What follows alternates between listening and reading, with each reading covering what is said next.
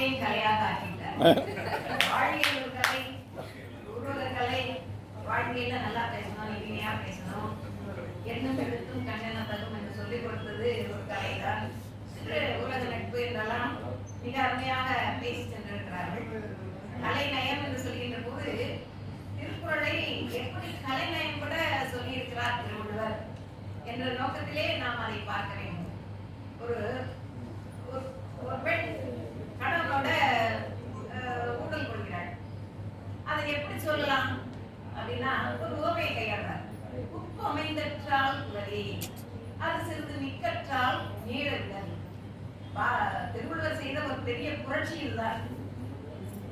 5 திணைகளை பற்றியும் சொல்ல வந்தவர் மருதத்திணை என்று சொல்கின்ற போது சங்க இலக்கியத்திலே வரத்தமை காரணமாகத்தான் இந்த ஊழல் வந்தது என்று குறிப்பிடப்படுகிறது எல்லா ஆகார இலக்கிய பாடல்களிலும். ஆனால் வள்ளுவர் அதை மாற்றுகிறார். வரைவின் மகளிர் தந்தவர், வரைவின் மகளிரே கூடாது என்று நினைத்தவர், பரத்தமை பரத்தை என்ற சொல் கூட வரக்கூடாது திருக்குறளிலே என்று நினைத்தவர், நன்னேன் பரத்த எல்லாரும் கண்ணின் பொது உண்பர், நன்னேன் பரத்தனின் மார்பு என்று பரத்த என்ற ஒரு சொல்லை ஒரு இடத்திலே மட்டும்தான் அந்த புலவி நுணுக்கம் என்ற அதிகாரத்திலே பயன்படுத்தி இருக்கிறார். அதிலே தோழி சொல்கிறார், நீ அந்த தலைவருடன் பேசாமல் நீண்ட நாட்கள் இருக்கின்றாய், இது சரியானதல்ல. இந்த புலவி ஊழல், அவர் மீது கொண்டிருக்கின்ற ஊழல் எப்படி இருக்க வேண்டும் தெரியுமா? உப்பு அமைந்தென்றால் உணவிலே உப்பு சேர்க்க வேண்டும். எப்படி சேர்க்க வேண்டும்? குறைவா இருந்தாலும் ருசியா இருக்காது, அதிகமா இருந்தாலும் சாப்பிட முடியாது. அப்போ இந்த உப்பு என்பது சரி விகிதமாக சரியாக இருக்க வேண்டும். அப்பொழுதுதான் அது சரியாக. இதை சொல்லிக்கிட்டே இருந்துட்டு யோசனை பண்ணிக்கிட்டே இருந்தாராம் அப்துல் ரஹ்மான், நம்முடைய கணிப்போ அப்துல் ரஹ்மான். ஒரு தடவை ஏன் இந்த மாதிரி உப்பை சொல்லியிருக்கிறாரு வள்ளுவர் அப்படின்னு சொல்லிக்கிறார், என்ன யோசிக்கிறீங்க அப்படின்னு அவங்க மனைவி கேட்டாங்க. கேட்ட உடனே இல்ல, ஊழலுக்கு உப்பு சொல்லியிருக்கிறார், உதாரணமா சொல்லியிருக்கிறார் வள்ளுவர். ஏன் உப்பு சொல்லியிருக்கிறாரு அப்படின்னு, ஊழல்லாம் என்னன்னா கொஞ்சம் வளர்க்கிட்டு சண்டை போடுறோம்ல, அது மாதிரி அந்த சண்டை எல்லாம் உப்பு போலதான் இருக்கணும் அப்படின்னு சொல்லியிருக்கிறாரு. ஏன் உப்ப சொன்னாரு அப்படின்னு நான் யோசனை பண்ணிட்டு இருக்கிறேன் அப்படின்னு அப்துல் ரஹ்மான் சொன்னாராம். அந்த நேரத்துல அம்மையார் சொன்னாராம், அது நான் உங்களுக்கு தெரியாதா, அதான் சீக்கிரம் கலந்துருல, வாழ்க்கையே கனவு மனைவி சண்டை சீக்கிரம் கரைந்து விட வேண்டும். அதை உணர்த்துகின்ற வகையில் உப்பமைந்தற்றால் புலவி, அது சிறிது மிக்கற்றால் மேலத்தது. இந்த மாதிரி ஓமையை கையாளுகின்ற போது அந்த குரட்பா மனசுல தங்கி விடுகிறது, கலைநயம் மிக்கதாக ஆகிவிடுகிறது. அதை மிக அருமையாக வாழ்க்கை கலை என்பதையெல்லாம் பள்ளியம்மை அவர்கள் எடுத்துக்காட்டி சென்றிருக்கிறார்கள். அவருக்கு பதில் சொல்வதற்காக அடுத்தபடியாக பாரதி ராஜேந்திரன் அவர்கள் வருகிறார்கள். வேலம்மாள் பள்ளியிலே ஆசிரியராக இருந்து அதை ஓய்வு பெறும். முத்தே பவளமே மொய்த்த பசும்பொற்சுடரே, சித்தே என் உள்ள தெளிவே பராபரமே, கண்ணே கருத்தே என் கற்பகமே கண் நிறைந்த விண்ணே ஆனந்த வியப்பே பராபரமே. அவையோர் அனைவருக்கும் என் இனிய காலை வணக்கம். திருவள்ளுவருக்கு அடுத்து பார்த்த ஐயா மணிமொழியானார் இருந்த அவையில் பேசிய அவையில் நானும் ஒரு துணியாக ஒரு எறும்பாக வந்து, உருவத்தில் பெரிதாக இருக்கலாம், பேச்சில் ஒரு எறும்பாக வந்து பேசுவதற்கு சந்தர்ப்பம் கொடுத்தமைக்கு நன்றி.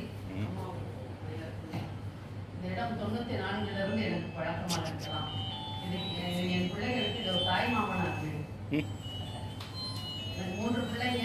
முதல் பையன் 1000 குரல் எப்படி கேட்டாலும் சொல்லுவோம். ஐயா கூட ஒரு 5 நிமிஷம் தான் பேசினா முதல்ல. இன்னைக்கு நல்ல நிலையில இருக்கிறாங்க பிள்ளைங்கலாம். ஒவ்வொரு விடுமுறை அப்படின்றா எங்களுக்கு வருகை புரிவதற்கு எப்பொழுதுமே திறந்த வீடாக இருப்பது காலேஜ் எங்களோட வீடு. ஆகையால் என்னோட 2வது மருமகளை கூட இங்க இருந்துதான் பெண்ணா அழைச்சிட்டு போனேன்.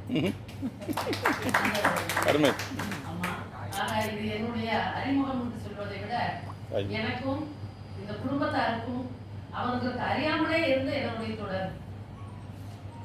அது இவ்வளவு சிறப்புக்குரிய இந்த இடத்துல நின்று பேசுவதற்கு வாய்ப்பிடித்த மீனாட்சி அம்மைக்கும் 121 குலதெய்வங்களுக்குமே நான் நன்றி சொல்லிட்டு, அம்மா அன்னை தமிழே, என் ஆவி கடந்தவளே, என்னை வளர்ப்பவளே, என்னில் வளர்ந்தவளே, உன்னை வளர்ப்பதற்கே உலகில் பிறப்படுத்தேன், சொல்லில் விளையாட சொல்லி தந்தவளே, சொல்லில் உணர்வுகள் சொல்ல முடியலை.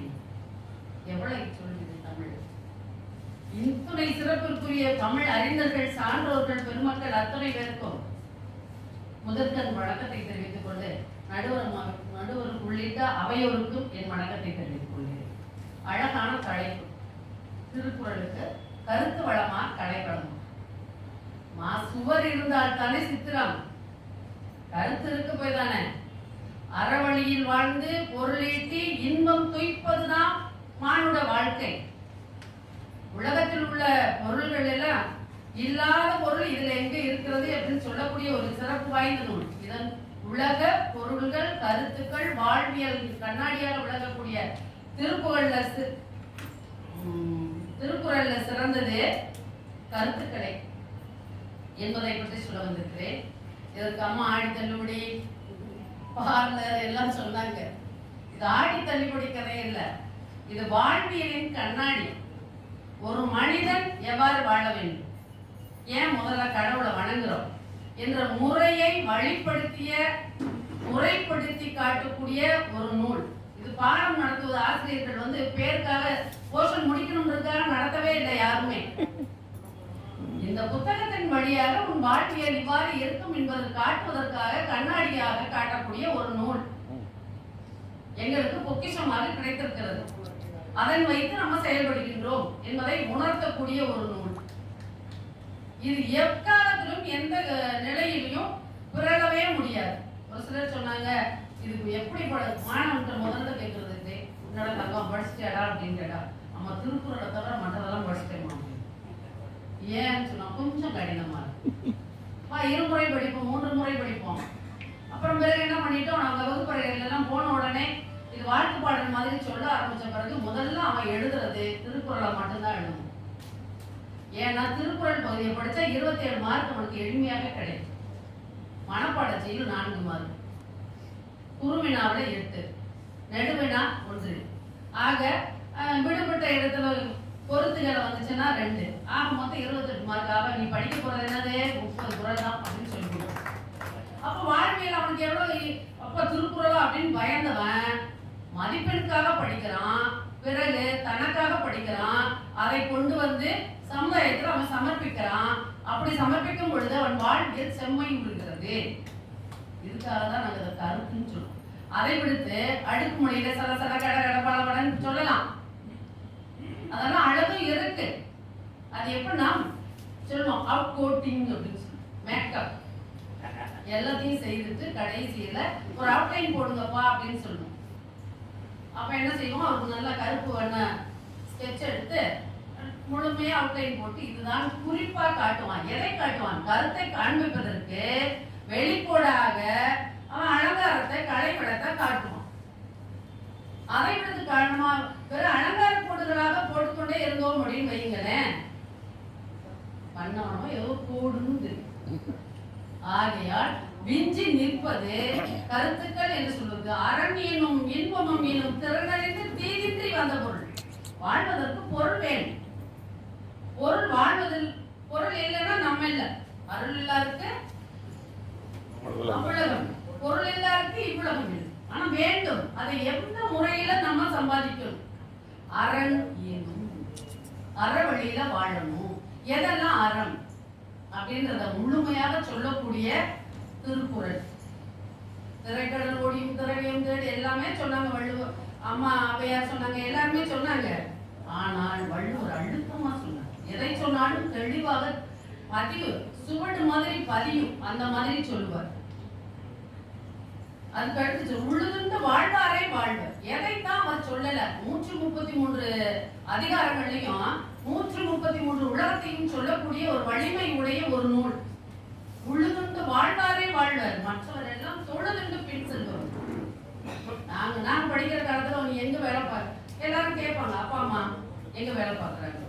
தைரியமா நிறைய பேர் எதிர்த்து சொல்லுவாங்க, எங்க அப்பா டீச்சர், நாங்க கலெக்டர், டாக்டர், என்ஜினியர்.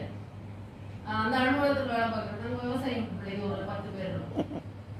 எங்க அப்பா விவசாயம். எதுவும் அது கேட்டுருமோ அப்படின்ற ஒரு பயம். ஏன்னா அறியாமை எப்பொழுது போய் தான் இங்க சோற்றுல கை வைக்கிறாங்கன்ற ஒரு ஆணவமே தெரியாது. விவசாயி என்றைக்குமே ஆணவமே தெரியாத ஒரு மாமணி. அவன் தான் கொடுக்குறேன்னு தெரியாமலே கொடுத்துக்கிட்டு இருப்பான். ஆனால் நாங்க சொல்லும் பொழுது எங்களுக்கு அந்த அறியாமை இருந்ததுனால மாணவ பருவம் முழுவதுமே விவசாயி பிள்ளைன்னா நம்ம பயந்து பயந்து நயந்து தான் சொல்லுவோம். பிறகு வெளியே வரும்போது அந்த ஆசிரியர் சொல்லுவாங்க, நீ தான் தைரியமா சொல்லணும், பாக்குறது எழுந்துரு, அவங்க அப்பா என்னது விவசாயி. ஏன்னா அவங்க நீட்டா இருப்பாங்க, நல்ல நீட்டா. அவங்க கொண்டு வந்த பிள்ளைங்க கொண்டு வர பொருளும் சரி புத்தகமும் சரி எல்லாமே இருக்கும். நம்ம கொஞ்சம் கசப்புசான்னு தான் இருக்கும். நம்ம பெற்றோர் வரும் பொழுதும் அவங்க மாதிரி அலங்கார குறைவாக இருப்பாங்க, அவங்க கொஞ்சம் தெளிவா இருப்பாங்க. அப்ப அதுதான் உயர்ந்ததுன்னு நினைச்சிருந்தோம். ஆனா எங்க பெற்றோரும் எங்களுக்கு என்ன சொன்னாங்க, அடுத்து நீ கட்டாயம் விவசாயம் பண்ணணும்ன்றதுக்காக அடுத்து நிலத்தையும் கொடுத்தாங்கல்ல. நான் நினைச்சேன் அவங்க யோசிச்சிருக்கலாம்ல, நம்ம தான் சேரும் ஜகதியமா இருந்தோம், என் பிள்ளை அதுக்கு செய்யணும். இதை வலியுறுத்தியவர் தான் வாழ்வு. உழுதுண்டு வாழ்வாரை வாழ்வது, மற்றெல்லாம் தொழுதுண்டு பின்செல் சொல்றாரு. உங்க பின்செல் இந்த கருத்துக்களை பதிவு செய்ததுனாலதான் எங்கனால இன்றைக்கும் விவசாயம் பண்ண முடியும். 12 வரைக்கும் வெயில்ல உட்கார்ந்து பார்லருக்குலாம் போக முடியாது. 12 வரைக்கும் களவெட்டுறதுல உட்கார்ந்து களவெட்டி முடிச்சுதான் வர்றோம். அடுத்து சொல்லு, பழி எஞ்சி பார்த்தும் உடைத்தாயின் இல்வாழ்க்கை வழியெஞ்சல் எஞ்ஞான்றும் எல். உன்னுடைய சந்ததியினெல்லாம் வாழையடியாக வாழையடி வாழையாக சிறப்பாக வாழணும்னா பழி என்று பழிபாவத்துக்கு 5 பொருள் சேரும். அந்த பொருள் சாப்பிட்டாதான் உன்னோட சந்ததியினர் சிறப்பாக இருப்பாங்க. உன்னோட வாழ்க்கை ரிஃப்ளெக்ட்னு சொல்லுவாங்க. நீ எப்படி இருக்குன்னு பார்க்கறது, நீ எப்படி உழைத்தாய்ன்றது தெரியும். நீ எப்படி சாப்பிட்றீங்கன்னு கேட்டீங்கன்னா உன்னோட சந்ததியினர் நீ எப்படி சாப்பிட்றோம் அப்படின்னு சொன்னா, நான் என் முன்னோர்கள் இதெல்லாம் செய்வாங்க, நான் நல்லவா தான் இருக்கேன், அப்புறம் ஏன் எனக்கு இவ்வளவு கஷ்டம். இதுதான் ஊழ். ஊழியும் பக்கம் காண்பது உழைஞ்சி தாழாத முயற்சி. கொஞ்சம் போல முன்னணி பயனும் இருக்கும்ல. அவங்க கொடுக்குற சொத்தெல்லாம் நீ வாங்கிக்கிட்டீங்க, அப்ப அவங்க கொடுக்க நல்லது கெட்டதையும் நீதான் அனுபவிக்கணும் என்பதையும் வள்ளுவர் எடுத்து வைக்கிறார். இயற்றலும் ஈட்டலும் காத்த வகுத்தலும் வல்லது அரசு. எது அரசு? வருமானத்துக்கு முதல் அடையாளம் காணணும். எங்க வருமானம் வருகின்றது என்பதை தேடி கண்டறியணும். அதனை திரட்டணும். திரட்டி எதை வருமானத்துல கருவூலத்தை போய் சேர்க்கணும். பிறகு பாதுகாத்து அவற்றை முறையாக பிறருக்கு கொடுக்கணும். அதான் வள்ளுவர் சொல்லியிருக்கிறார். இதை செம்மையாக செய்தால் அந்த அரசு சிறந்த அரசு. யாருக்கு எப்பொழுது எங்கே போய் சென்றடைய வேண்டும் என்பதை தெரிந்து செய்திருந்தால் அந்த அரசு சிறப்பான அரசுன்னு சொல்லலாம்.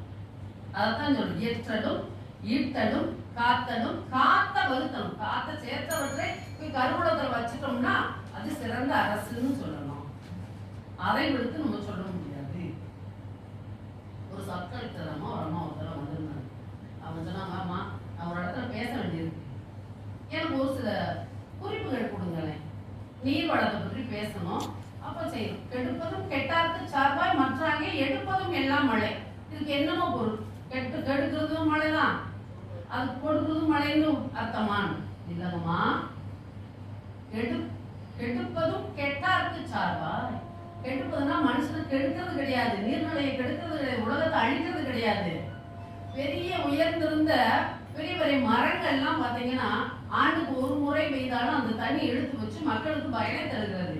அது தரப்படுது. அது கூட இருக்கிற சிறு சிறு செடி, அந்த ஒரு வாழ்க்கையிலே ஓராண்டு 6 மாதம் இருக்கிற செடிகள்லாம் அந்த தண்ணியை தேக்கத்துல அழியத்தான் செய்யும்.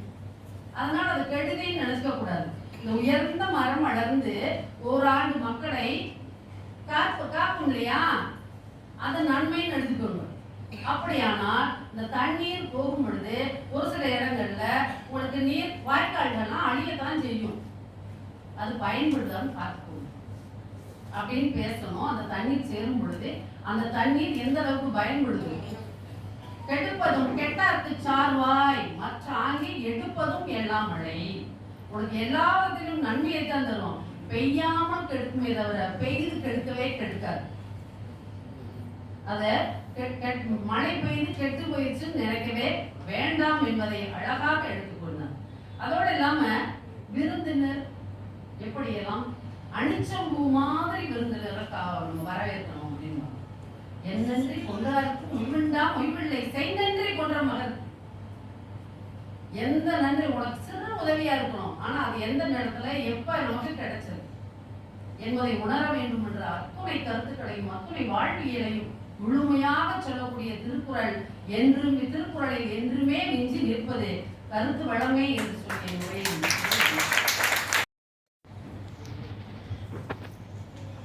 காதலிலும் குண்டலம் கைக்கு வளையாவதியும் கருணை மார்பின் மீதொளி சிந்தாமணியும் மெல்லிடையில் மேகலையும் சிலம்பா இன்ப போதொழில் பூன் தாமரையும் பொன்முடி சூடாமணியும் ஒளியச் சூடி நீதியொளி செங்கோலாய் திருக்குறளை தாங்கு தமிழ் நீர் வாழ்க.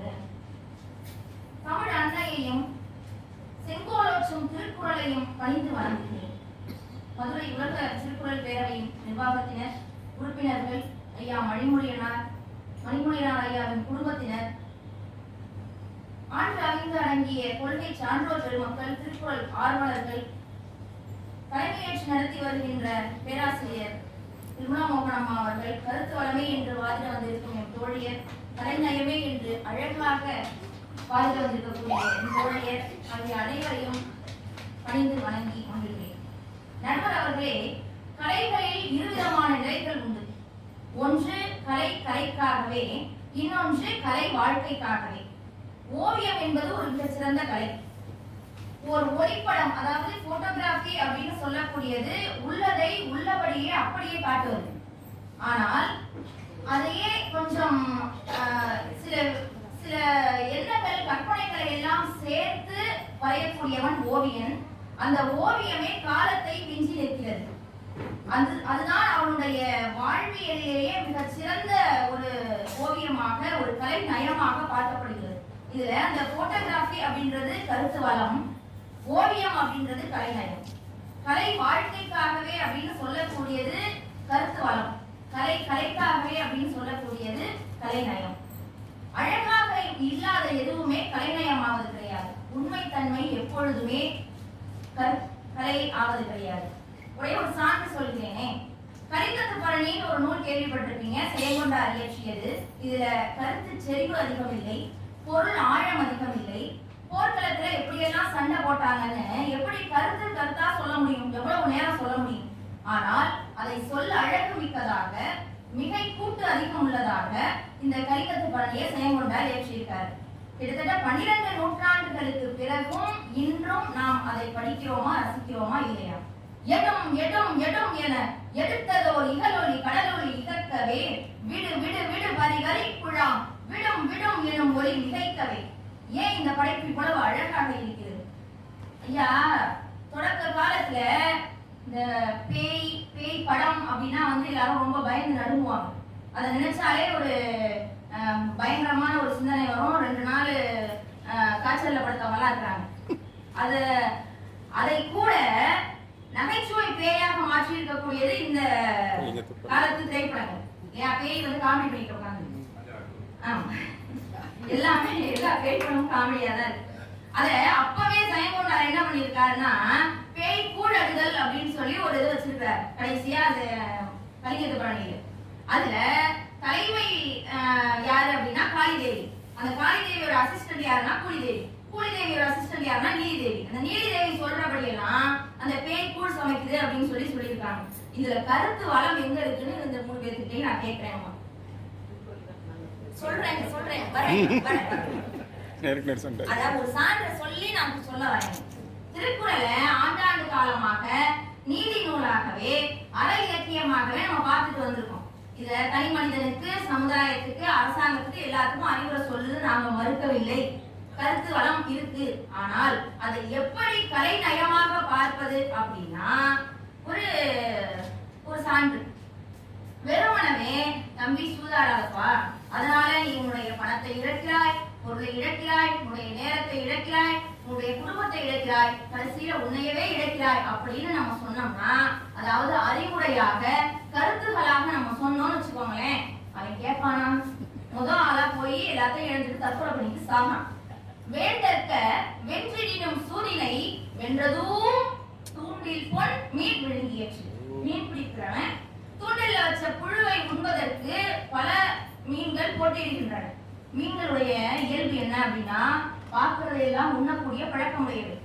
ஆனா இந்த போட்டியில ஒரே ஒரு மீன் மட்டும்தான் வெல்கிறது. ஒரு நிமிஷம், அந்த மீன் வெற்றி பெற்றதா? அந்த மீன் வெற்றி பெற்ற அந்த மீன் அதனுடைய தொண்டையில் தூண்டில் முள் சிக்கி இறந்து போகிறது. சூதும் அத்தகையதுதான். சூது பணத்தை வெல்ல பல்லாயிரக்கணக்கான மக்கள் போட்டி போடுறாங்க. ஆனா ஒருத்தர் தான் வெல்கிறார்கள். அந்த வென்றவருடைய நிலை தூண்டில் பொன் மீன் விழுங்கியற்று அப்படின்றத இவ்வளவு கவிதை இயலாக அழகாக நம்முடைய தெய்வ புலவரை தவிர வேறு யாரால சொல்ல முடியும்? நடுவர் அவர்களே, பெண்களுடைய கூந்தலை பத்தி சொன்னீங்க. அந்த அரையடி கூந்தல் தலைமுடியை பாதுகாக்கிறதுக்கு நம்ம ஒவ்வொருவரும் எவ்வளவு கவனம் எடுத்துக்கிறோம், எவ்வளவு தொலைக்காட்சி விளம்பரங்கள் வருகின்றன. முடி வளர்றதுக்கு, முடி கொட்டாம இருக்கிறதுக்கு, அந்த முடியை பராமரிக்கிறதுக்கு, அந்த முடியை கருமையாக்குறதுக்கு, அது ஷைனிங்கா பல பல பல பலன்னு இருக்கிறதுக்கு, அந்த சுருட்ட முடியை நேராக்கிறதுக்கு, நேரா உள்ள முடியை சுருட்டிக்கிறதுக்கு, இப்படின்னு சந்தையில் பல பொருள்கள் குவிந்து வருகின்றன. இவை எல்லாமே மனிதனுடைய முடி அந்த தலையில இருந்தா மட்டும்தான். அது கொஞ்சம் இறங்கி தோள்பட்டையில வந்துச்சுன்னா இந்த பெருவர்களையும் சுண்டு வரலையும் வச்சு அப்படி தட்டி விடுற அளவுக்கு தான் அந்த கூந்தலுக்கு, அந்த தலை முடிக்கு மரியாதை. அதைத்தான் திருவள்ளுவர் என்ன சொல்றாருன்னா, தன்னுடைய நிலையிலிருந்து கீழிறங்கும் மனிதனுக்கு உவமையாக அழகாக கலை நயத்துடன் சொல்கிறார். தலையின் இழிந்த மயிரணையர் மாந்தர் நிலையின் இழிந்த கடை. இதுதான் கவியரசர் கண்ணதாசன் என்ன சொல்றாருன்னா, உயர்ந்த இடத்தில் இருக்கும் போது உலகம் உன்னை மதிக்கும், உன் நிலைமை கொஞ்சம் இறங்கி வந்தால் நிழலும் கூட மிதிக்கும். இது ஒரு மிகச்சிறந்த ஊமை இல்லையா? இவ்வளவு அழகான ஊமையாக சொல்லியிருக்காங்க. அம்மா, உங்களுடைய பெற்றோர்கள் உங்களுக்கு விவசாயத்தை கொடுத்திருக்கிறார்கள். ஆனால் இந்த சமுதாயம் அதை எவ்வளவு அழகாக கலை நயத்துடன் நீங்க இந்த சமுதாயத்துல அந்தஸ்தோட வாழணும் அப்படின்றதுக்கு உங்களுக்கு அழகான ஒரு நிலையை கொடுத்திருக்கு. அந்த நிலையை நினைச்சு பாருங்கம்மா. இப்ப வலியறிதல் அதிகாரத்துல தனது வலிமையை தான் அறிய வேண்டிய அவசியத்தை பத்தி சொல்றாரு. நுனிக்கொம்பல் ஏறினால் அது இறந்து ஊக்கின் உயிர்ப்பு இறுதியாகிவிடும். அதாவது ஒரு மனிதன் தன்னுடைய நிலைமையை பற்றி அவருக்குள்ள ஒரு எண்ணம் வச்சிருப்பான். மத்தவங்க என்ன நினைக்கிறாங்க அப்படின்றத விட தனக்கு நான் இப்படி என்னென்னதான் என்னால செய்ய முடியும், என்னென்னலாம் என்னால செய்ய முடியாது, என்னால செய்ய முடிஞ்சதா நான் எவ்வளவு தூரம் முயற்சி செய்யணும் அப்படின்ற மாதிரியான ஒரு சிந்தனை வச்சிருப்பான். அது பெரும்பாலும் தவறானதாக போகிறது பெரும்பாலான மக்களுக்கு. ஏன் அப்படின்னா, ஒண்ணு சுப்பீரியாரிட்டி காம்ப்ளெக்ஸ் அப்படின்னு சொல்லக்கூடிய மிகை மதிப்பீடு இருக்கும், இல்லைன்னா இன்ஃபீரியாரிட்டி காம்ப்ளெக்ஸ் அப்படின்ற ஒரு சோர்வு இருக்கும்.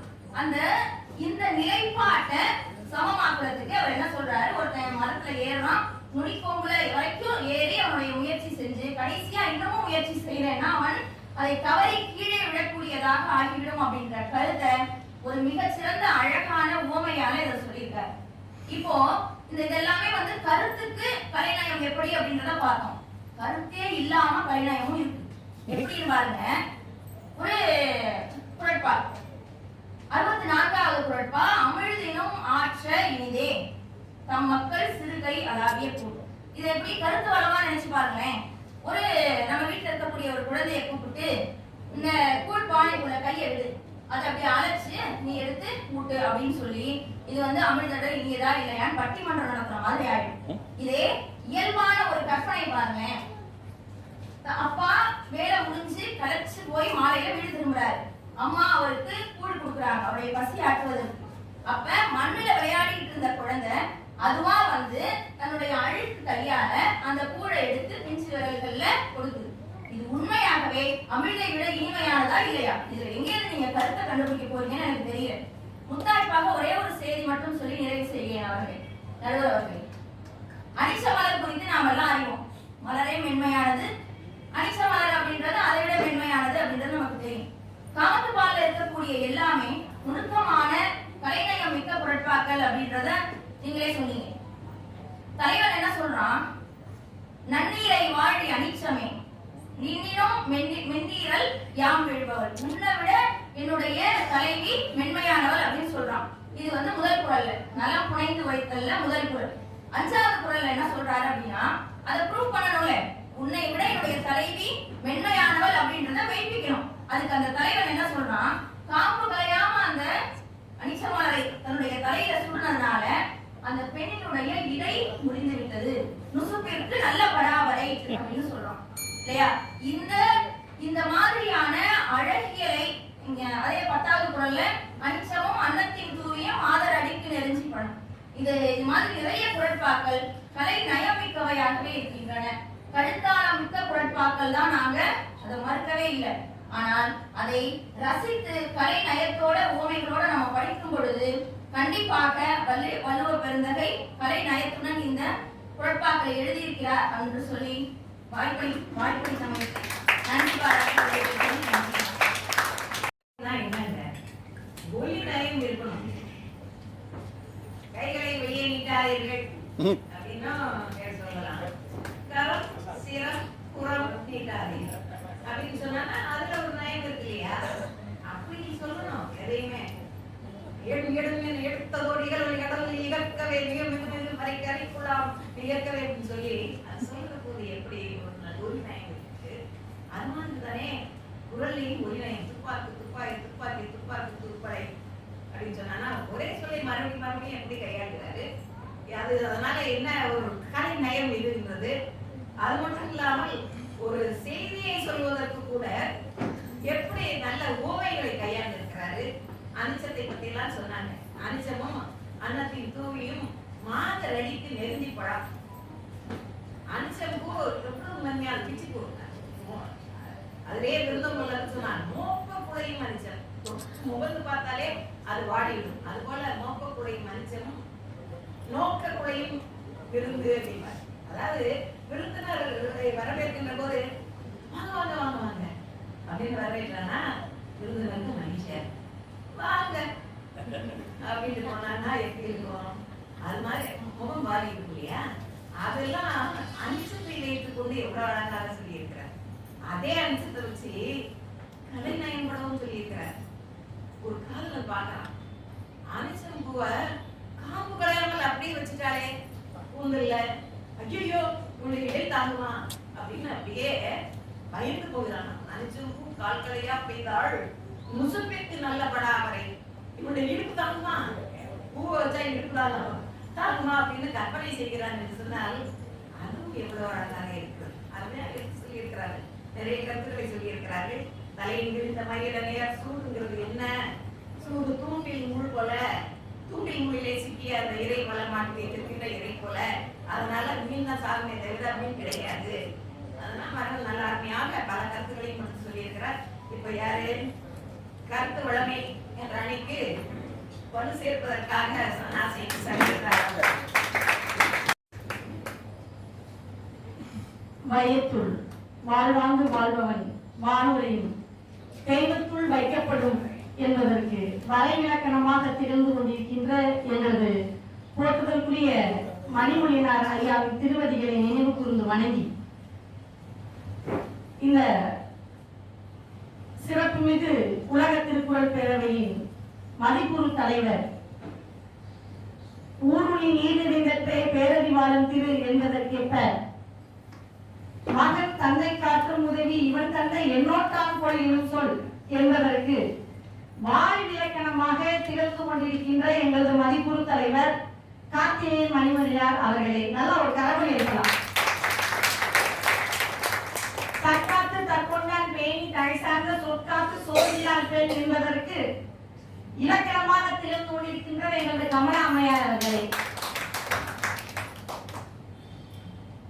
அரசு கூட 33-43 என்று சொல்லும் போது எங்களுக்கு முழு சதவீதத்தையும் அளிக்கும் மகளிர் பட்டிமன்றமாக இங்கு அமைத்து கொடுத்து நடுவராக எங்களது தமிழ்ச்சுடர் வீட்டிருக்கின்ற குரம்பாடிய அறம் நல்லா கைவிடலாம். குரலில் அம்மா வந்து குரம்பாடிய அறம் எந்த பேராசிரியர் கூட பேருக்குத்தான் பேராசிரியரா இருந்திருக்கிறார்கள் அம்மா. ஆனால் 44 நூல் எழுதியிருக்கிறார்கள். பேராசிரியர் சாதாரண விஷயம் இல்லை. அத்தகைய சிறப்புமிகு தமிழ்ச்சுடர் முனைவர் நிர்மலா மோகன் அம்மையார் அவர்களே, இரு அணியின் அறிஞர் பெருமக்களே, எங்களை இங்கு ஆற்றுப்படுத்திய எங்களது அண்ணன் நெஞ்சம் நெகிழ்ந்த இனியவர் மனதுக்கினியான் என்ற ஆண்டாள் பிராட்டியால் சொல்வோர் மனதுக்கினியான கவி பாரதி அசோக்ராஜ் அவர்களே, எங்களை ஆற்றுப்படுத்திய முத்தன்ன வெண்ணகையாய் முன்னத்தி ஏர்களாய் முன்வந்து அமர்ந்திருக்கின்ற சான்றோர் பெருமக்களே, ஆண்டோர் பெருமக்களே, உங்கள் அத்துணை பேருக்கும் கனிவான வணக்கத்தை பணிவோடு சமர்ப்பிக்கின்றேன். நடுவர்களே, தலைப்பு என்ன தலைப்பு? திருக்குறளை விஞ்சி நிற்பது கருத்து வளமா கலைநயமா தானே? காந்திமதி அம்மா வந்தாங்க, பேருக்கேத்தாப்லே சொன்னாங்க. எது சிற்றிலக்கியத்தில் இருக்க கலிங்கத்தின் பரணி பாடலை எடுத்துக்கொண்டு ரொம்ப அழகா இருந்துச்சு, நயம் அது, எழும் இடும் என்று அதெல்லாம் ஒளி குறிப்போடு. நான் சொல்றேன், நீங்க திருக்குறளில் கலைநயத்தை தேட வேண்டும் என்றால் அதை தேடி செல்ல வேண்டும். எங்கெங்க இருக்கு ஒளி குறிப்பு, எங்கெங்க இருக்கு ஓமை, எங்கெங்க இருக்கு உருவகம், எங்கெங்க இருக்கு அணி, எங்கெங்க இருக்கு என்று தேட வேண்டும். ஆனால் கருத்து என்பது அப்படியே ஒரு பெட்டகம் போல பார்த்த உடனே கைப்பூனுக்கு கண்ணாடி தேவையில்லை. பார்த்த உடனே கருத்து வளம் திருக்குறளில் விஞ்சி நிற்கிறது. கலைநயம் என்பது நீங்கள் தேடி தேடி தேடி தேடி தேடி தேடி ஆராய்ந்து பார்க்க வேண்டியது. கட்டளைய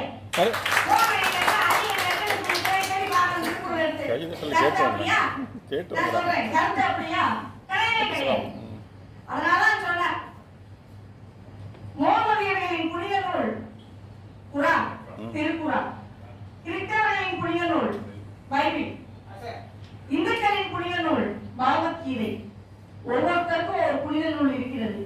ஆனால் உலக மக்களுக்கெல்லாம் இருக்கின்ற ஒரே புனித நூல் என்றால் அது திருக்குறள் தான். அதனால நல்லா தெரிஞ்சுக்கணும். அதனால நான் ஆரம்பத்தில் பரிமேலழகர் மனக்குறவர் உரை கொண்டு அத்தனை பேர் எழுதியிருந்தாலும் பரிமேலழகரை பாவனார் வரை உரை எழுதியிருக்கிறார். இன்னைக்கு எத்தனை உரைகள் எழுதியிருக்கிறார்? நய உரை வருது, தெளி உரை வருது, விளக்க உரை வருது, புத்துரை வருது, புதிய உரை வருது, பத உரை வருது, முன்பொருள் உரை வருது. எத்தனை உரைகள், எத்தனை உரைகள்! உலகத்திலே அதிகமாக மொழிபெயர்க்கப்பட்டதும் அதிகம் உரையாக்கப்பட்டும் இருக்கின்ற ஒரே நூல் எது என்றால் திருக்குறள். ஏமா நீங்க கலைன்னு சொல்றீங்கன்னா கலைக்கு கம்பன் கலை இல்லையா? சிலப்பதிகாரம் கலை இல்லையா? சீவக சிந்தாமணி கலை இல்லையா? நீங்க சொன்ன கலிங்கத்து பரணி கலை இல்லையா? குற்றால குறவஞ்சியில குறவஞ்சி ஆடுவாரை அது கலை இல்லையா? அந்த பாடல் எத்தனை தமிழ் இலக்கியங்களில் கலை என்று சொல்ல வந்தால் எத்தனை இருக்கின்றன. ஆனால் கருத்து அறம் அறம் அறம் அறம் சார்ந்து எதுவும் இல்லை என்று சொல்ல வந்தால் திருக்குறள் தான் முதல் நூலாக உலகத்தின் தேசிய நூலாக பொதுமறையாக திகழ்ந்து கொண்டிருக்கிறது.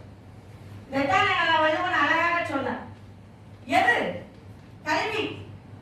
கல்வி இல்லாதவர்கள் களவியத்திற்கு ஒப்பாவார்கள். பாரதிதாசன் சொன்னார். பாரதி சொன்னார், கல்வி அறிவில்லாதவர்களை அறியாமல் இருப்பவர்கள் இவர்கள், இது என்னவென்று அறியாதவர்கள். நாம் ஏன் இப்படி இருக்கிறோம் என்று தெரியாதவர்கள். ஏனென்றால் அவர்களுக்கு கல்வி அறிவு கிடையாது. பாரதி சொல்றான், எதனால் வந்தது என்று கூட தெரியாது. கல்வியை பற்றி எல்லா நீதி நூல்களும் சொல்லியிருக்கின்றன. உங்களுக்கு எல்லாருக்கும் தெரியும்.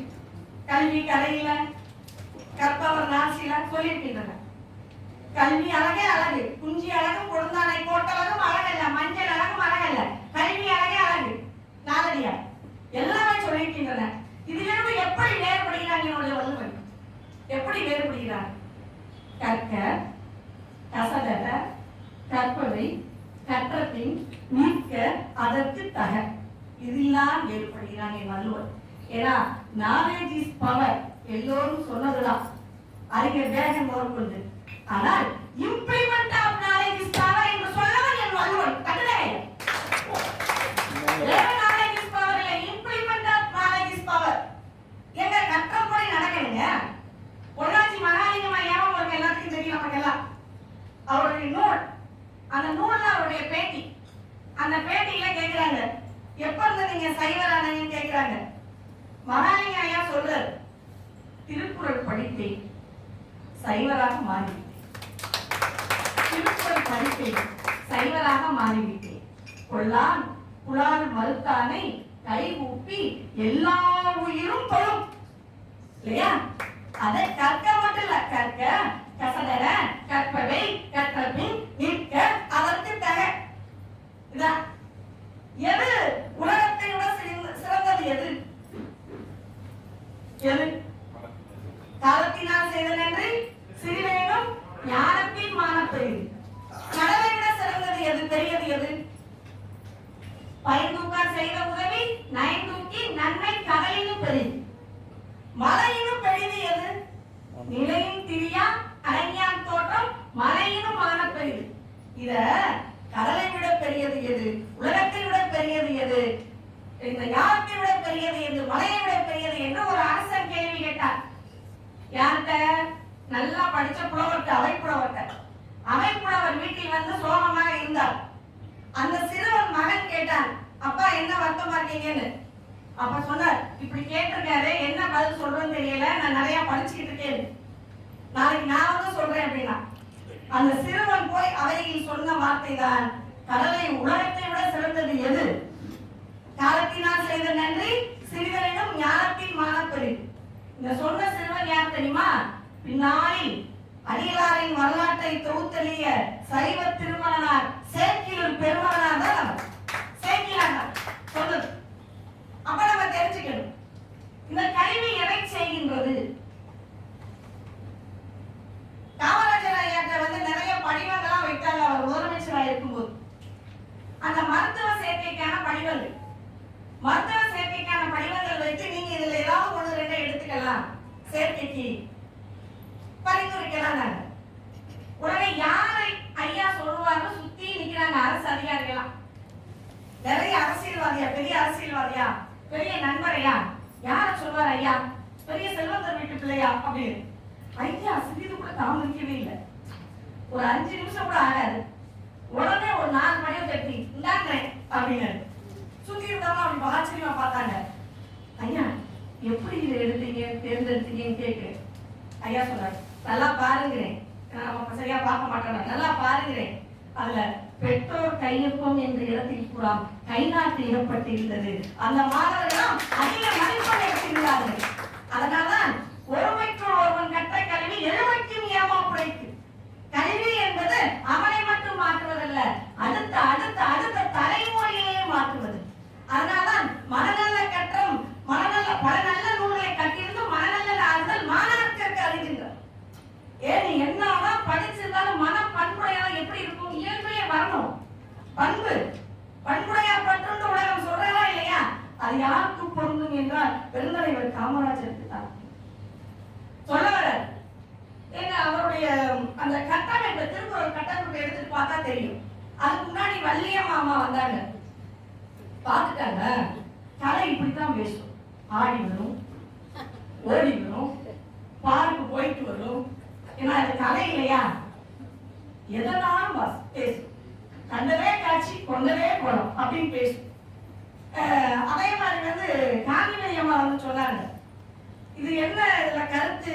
கலை சொல்றது இல்லையா, பார்க்கறது இல்லையா, எப்படிலாம் சொல்லப்பட்டிருக்கிறது. இந்த கூந்தலை வச்சு அழகா சொன்னாங்க. ஒரு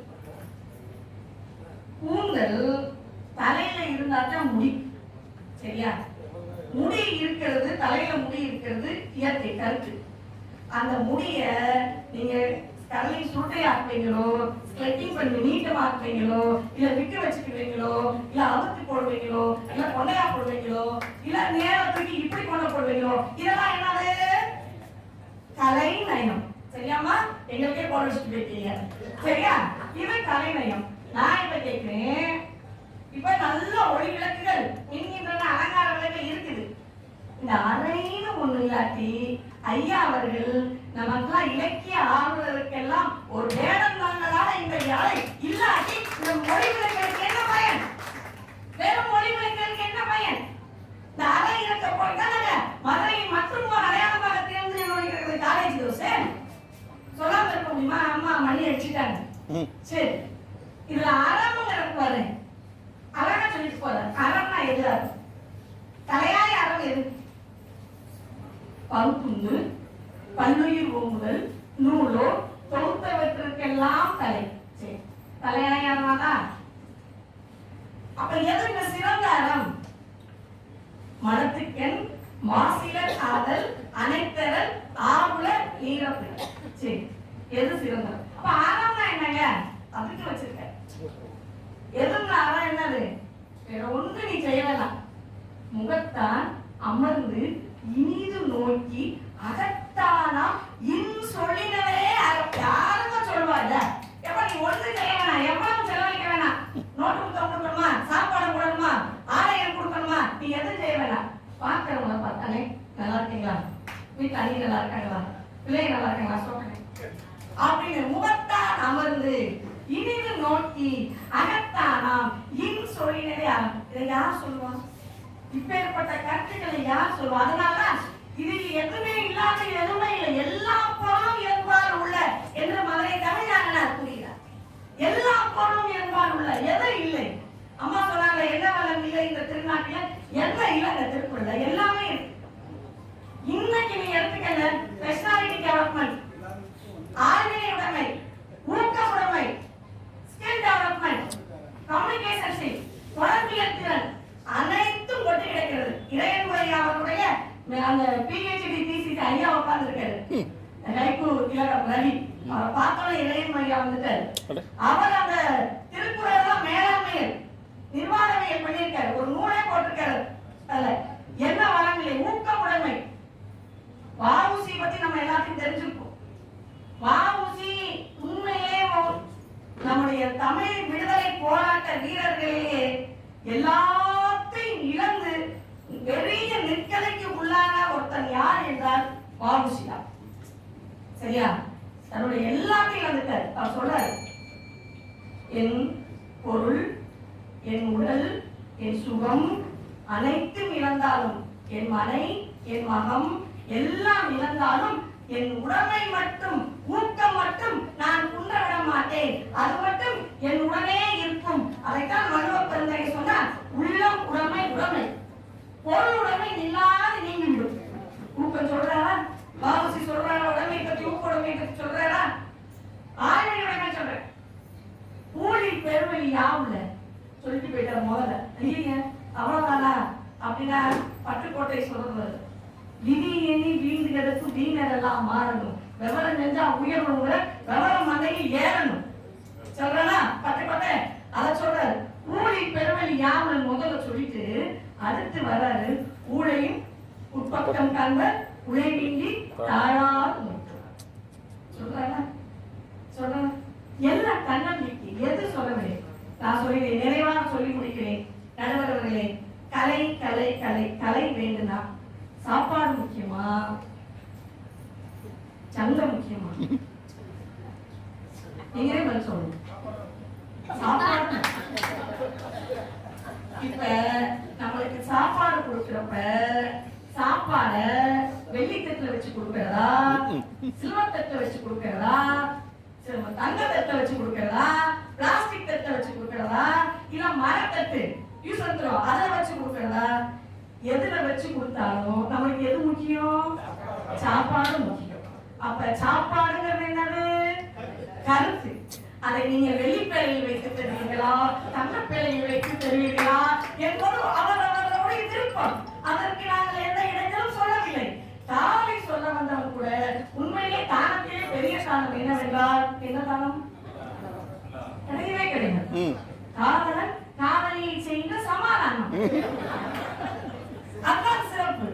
ஏனென்றால் அவன் சொல்றான் வந்து நின்றுட்டு, அது யாவரையும் எல்லாத்தையும் விட நீதான் எனக்கு சிறந்து உங்களெல்லாம் காதல் வச்சிருக்கேன்னு சொன்னேன். உடனே அவன் சொல்றான், அப்ப யாரு? அப்ப யாவரையும் சொன்ன யாரு? யாரு? யாவரையும் காதலேன் என்றேன் ஊடினார் யாரினும் யாரினும் என்று யாரை யாரும் கேட்கிறார். அதுல எங்க கலைஞரை வந்துச்சு?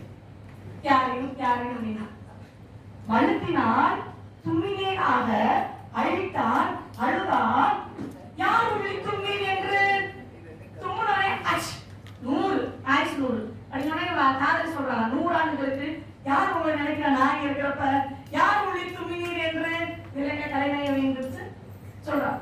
பிறகு தும்மல் வரலாம் காதலனுக்கு, ஐயா பெரிய விவகாரமா இருந்து தும்மல் அடக்கிக்கிறான். அவன் உடனே ஏதோ நீங்க மறைக்கிறீங்க, அங்க யாரோ ஒருத்தர் இருக்கிறான் அப்படின்னு பலவழிக்கு சண்டை போடலாம். தும்முறும் செருப்ப நுமர் உள்ளல் என்னை மறந்தீர் என்றும் நான் சொல்றேன்.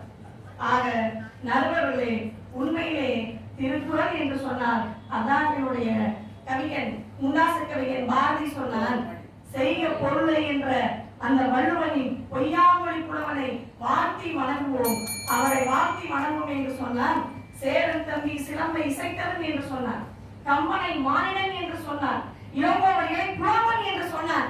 ஆனால் எங்களுடைய வள்ளுவன் ஒருவனைத்தான் தெய்வ புலவன் வள்ளுவன் என்று தெய்வத்திற்கு உயர்த்தி சொன்னார். அதனால்தான் திருக்குறளை ஆழமும் நுட்பமும் அறிவும் விரிவும் ஒட்பமும் கருதியும் உறுதியும் கருதி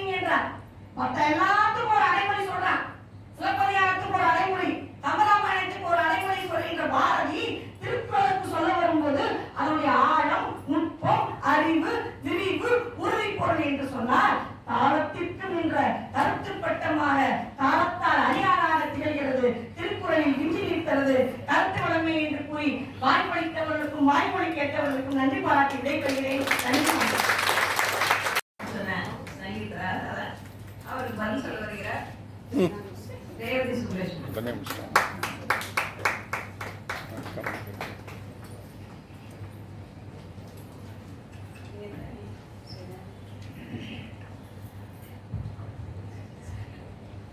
திருவள்ளுவருக்கு விழா எடுத்து விழாத புகழ் பெற்றார் எங்கள் திருக்குறள் செம்மல் அவர்கள்.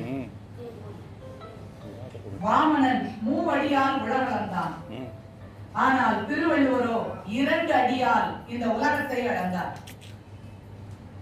ஆணவத்தோடு இருந்த மாவலி சக்கரவர்த்தியின் ஆணவத்தை அடக்க குறள் வடிவ வாமனனாய் வந்தது திருமால். ஆனால் இங்கே குறள் வடிவில் வந்த வெண்பா குறள் நமக்கு வலியை தந்தது என்று சொல்லலாம். ஒவ்வொரு துறைக்கும் இங்கோடி அங்கோடி செல்லாமல் எல்லா பொருளும் கிடைக்கின்ற பல்பொருள் அங்காடி வைத்த புலவன் நம்முடைய திருவள்ளுவர். 11 மதங்கள் கத்தரித்த நம் மனங்களை எல்லாம் தன் நூலால் தைத்த தையல்காரர் திருவள்ளுவர். இப்படி திருவள்ளுவரின் சிறப்பை பற்றி எல்லோரும் போற்றி புகழ்ந்து பேசிக்கொண்டே இருக்கிறார்கள் என்றால் அவருடைய கவித்திறம் தான், கலை நயம்தான் அவருடைய அந்த பெருமைக்கு காரணம். எனக்கு முன்னால் என்னுடைய அருமை தோழியார் சங்கீத் ராதா அவர்கள் ரொம்ப நல்லா வந்து பேசினாங்க. கருத்து வளம் தான் சிறந்தது என்று கலை நயத்தோட பேசிட்டு போய் உட்கார்ந்துட்டாங்க. அவங்க பேசும்போது அடிக்கடி சொன்னாங்க தெரியுமா, எல்லாரும் கை தட்டுங்க, இப்ப எல்லாரும் கை தட்டுங்க அப்படின்னு சொன்னோட நான் அண்ணாந்து பார்த்தேன். எதுவும் கயிறு கட்டி மேல எல்லாம் நடக்க போகுதோ என்னமோ தெரியல, எல்லாரும் ஜோரா கை தட்டுங்க கலப்புக்காடி ஆரம்பிக்கிற மாதிரி எதுவும் பண்ண போறாங்களோ அப்படின்னு நான் மேல பார்த்தேன். அழகா சொல்லிட்டு எல்லாத்துலயும் இதுல எங்க கலைநயம் இருக்கிறது, எங்க கலைநயம் இருக்கிறதுன்னு கேட்டாங்க. நான் அதையே திருப்பி கேட்கிறேன். கடைசியா ஒரு 3 தும்மல் போட்டீங்க இல்லையா, 3 தும்மல், அந்த 3லயும் என்ன கருத்து வளம் இருக்குன்னு நான் கேட்கிறேன். அது காமத்து பால்ல தலைவனும் தலைவியும் அவர்களுக்கிடையே வரக்கூடிய ஊழலை அழகியலோடு சொல்கின்ற ஒரு விஷயம். தும்மல் வருது, தும்பிட்டான், இந்த காலத்துல சொல்ற மாதிரி 100 வயசு சொல்ற மாதிரி வாழ்த்திட்டான். வாழ்த்திட்டு உடனே ஏதாவது சண்டை போடுறது காரணம் வேணும் இல்லையா, உடனே கேட்கிறா, நான் உன் பக்கத்துல இருந்து பேசும்போது வேற யாரு உன்னை நினைக்கிறா அப்படின்னு கேட்டு சண்டை இருக்கும் போது அதுல கலைநயம் இருக்கா, கருத்து வளம் இருக்கிறதா? வேற ஒண்ணு இல்ல, பிள்ளைக்கு பசிச்சிருச்சு, நீங்க சோறை எதிர் தருவீர்கள். சோறு முக்கியமா சங்கம் முக்கியமா? இது திருக்குறள் பேரவைமா, சங்கம். இந்த சங்கம் முக்கியமா இருக்கிறதுனாலதான் நீங்க எல்லாம் வந்து இங்க பேசிட்டு போக முடியுது அப்படிங்கறத மறந்துடாதீங்க. மத்தியான நேரத்துல என்னென்னமோ நிறைய வெரைட்டியோட சாப்பாடு போடுவாங்க ஐயா. வெறும் வெள்ளை சாதத்தை மட்டும் சோறை மட்டும் போட்டு சங்கீதாலமா கொடுத்துருவோம். சோறு மட்டும் தானே முக்கியம். கலர் கலரா குழம்பு கூட்டு பாயாசம் அப்பளம் எதுவும் கேட்கக்கூடாது. ஏன்னா அது எல்லாம் கலை நயம். அதெல்லாம் வச்சாதான் இந்த சாப்பாடு உள்ள போகும். அடுத்து வந்து 2 அடி இல்லாம எங்க பார்த்தவங்களுக்கு எப்படி இருக்குன்னு கேட்கிறேன். நான் கலை நயம் தான் எல்லாரும் பார்லருக்கு போயிட்டு வருவாங்க. நான் பார்க்க இந்த இடத்துல நான் ஒரு உண்மையை சொல்லி ஆகணுங்க. நான் பார்க்க மதுரையில எந்த இடத்துல நிகழ்ச்சி நடந்தாலும் எல்லா நிகழ்ச்சியிலும் இருக்கக்கூடிய ஒரே ஆள் எங்களுடைய அண்ணியார் சப்ராபினி. ஏன்னா வேற யாரையும் நான் கிண்டல் பண்ண முடியாது. சப்ராபினி இவங்க இருக்கிற இடம் படிச்சுன்னு தெரியும். இவங்க அப்படி இல்ல, முறைப்படி சொல்றேன், வேற யாரையும் கேள்வி பண்ண கூடாது. என்னமா அவங்க தானே சொல்லியிருக்காங்க. படிச்சுன்னு தெரியும் இவங்களை பார்த்தா மட்டும்தான். ஏன்னா அரட்டப்பா போட்டு காலியாயிடும். அந்த நிகழ்ச்சிக்கு வரும்போது அவனும் பரபரம் நகை போட்டு பட்டு கட்டி அவங்க வந்து நின்னாங்கன்னா அப்படி இருக்கும், அவ்வளவு அழகா இருக்கும்னு சொல்ல வரேன். இந்த கலைநயத்தோட இருக்கிறது முக்கியமா, சப்ராபினி பரிதாபமா வந்து நின்னாங்கன்னு வைங்களேன், எங்க இருக்காங்கன்னு தெரியாம போயிடும் இல்லையா? அப்படி ஒரு நூலுக்கு அடையாளம் கொடுத்து என்றென்றைக்கும் சிறப்பை தேடி தருவது கலை நயம்ங்கிறத மறந்துடக்கூடாது. எல்லாம் இவங்க வந்துட்டு எல்லாம் கருத்து வளமே ஐயாவுடைய பெருமையை சொல்ல வராங்க. நம்ம திருக்குறள் செம்மல் ஐயாவுடைய பெருமையை, ஐயா மிகச்சிறந்த வள்ளல், நல்ல இலக்கிய புலமை வாய்ந்தவர் கருத்து வளமா சொல்லிட்டு விட வேண்டியதானே? அதுக்கு மட்டும் ஊருணி நீர் நிறைந்தச்சு எதற்கு உங்களுக்கு கலை நயம் தேவைப்படுதுன்னு கேட்கிறேன். நடுவர் அவர்களே, திருக்குறளை நம்ம படிக்கின்ற காலத்துல, பள்ளிக்கூடத்துல படிக்கிற காலத்துல தமிழ் படிக்கிறோம். படிக்கும் போது உவமை அணி இத சொல்லும் போது அதுக்கு எடுத்துக்காட்டு எல்லாம் எங்க இருந்து வரும்? திருக்குறள் வரும். ஏன்னா கிட்டத்தட்ட 247 உவமைகளை கொண்டது திருக்குறள் என்றால் அந்த உவமை நயம் என்ற கலை நயம் தான் திருக்குறளுக்கு பெருமையை தேடி தந்திருக்கிறது. 18 கீழ்கணக்கு நூல்கள்ல 18 நூல்களும் கருத்தை அறத்தை போதிப்பதுதான். ஆனால் மற்ற எந்த நூலுக்கும் இல்லாத பெருமை திருக்குறளுக்கு மட்டும் இருக்கிறது என்றால் அதனுடைய கலை நயம் தான் அதற்கு நீடித்த புகழையும் சிறப்பையும் தேடி தந்திருக்கிறது என்பதை மறந்து விடாதீர்கள். நடுவர் அவர்களே, நம்ம இன்னைக்கு குரு பூர்ணிமா, அதனால அந்த நாள்ல எங்களுடைய அம்மா எங்க குருவை வணங்கி அவங்ககிட்ட பேசுறதுக்கான ஒரு வாய்ப்பு கிடைத்தது எங்களுக்கு மிகப்பெரிய பெருமை இல்லையா? இதுதான் குருவினுடைய ஆமா எங்களுக்கு குருவுடைய ஆசீர்வாதம் கிடைக்கிற நாள் இல்லையா இன்னைக்கு? இது எங்களுக்கு மிகப்பெரிய பெருமைக்குரிய ஒரு நாள். இதுல அழகா சங்கீத் ராதா பேசும்போது கல்வியை பற்றி வேறு யாரு சொல்லி இருந்தாலும் திருக்குறள் மாதிரி சொல்ல முடியுமான்னு சொல்லிட்டு வேற எந்த குறையாவது சொல்லிருக்கலாம். இதுதான் சொந்த காசுல சூனியம் வைக்கிறதுங்கிறது. எந்த குறையாவது சொல்லி முடிச்சிருக்கலாம். ஆனா அவங்க எடுத்துக்கிட்ட குறள் எது? கற்க, கசடர, கற்பவை, கற்றபின், நிற்க, அதற்கு தக. அதுல கருத்து வளம் மட்டுமாமா இருக்கு. அதுல முழுமையாக குறில் எழுத்துக்களை பயன்படுத்தியே எழுதியிருப்பார். காரணம் என்ன தெரியுமா? நல்ல கல்வி கற்றவங்களுக்கு துணைக்கால் யாருடைய உதவியும் தேவையில்லை, தான் சொந்த கால நிக்கலாம்ங்கிறதுக்கு தான் அதுல துணைக்காலே இல்லாமல் குறில் எழுத்துக்களாக எழுதியிருக்கிறார் என்றால் அந்த சொல் நயத்தை யோசிச்சு பாருங்க. அவர் பயன்படுத்தி இருக்கின்ற ஒவ்வொரு சொற்களும் சிறப்புக்குரியது இல்லையா? அது அழகா சொல்றாரு பாருங்க. எப்பொருள் யார் யார் வாய் கேட்பினும் அப்பொருள் மெய்ப்பொருள் காண்பது அறிவு. அப்படிதானே? இத கருத்து வளம் மட்டும் எடுத்துக்கோங்க. ஒரு யார் போதும்ல. எப்பொருள் யார் வாய் கேட்பினும் அப்பொருள் மெய்ப்பொருள் காண்பது அறிவு. நல்ல அறிவா பார்த்து யார் சொல்றது சரின்னு தேர்ந்தெடுத்துக்கோங்க. யார் யார் அப்படின்னு ரெண்டு சொல்றாரு. அதுக்கு ஒரு அறிஞர் சொன்னார் விளக்கம். கடவுள் உண்டு என்று இறைவன் பெருமையை பறைசாற்றியவர் வாரியார் சுவாமிகள். வாரியார். கடவுள் இல்லை என்று மறுப்பை பேசியவர் பெரியார். வாரியார் சொன்னாலும் பெரியார் சொன்னாலும் எப்பொருள் மெய்ப்பொருள் என்பதை நீ சிந்தித்து முடிவெடுக்க வேண்டும் என சொல்ல வைத்தது கலைநயமா கருத்து வளமா? இதை நீங்க தான் சொல்லணும். நடுவர் அவர்களே ரொம்ப அழகா பேசியிருக்காங்க.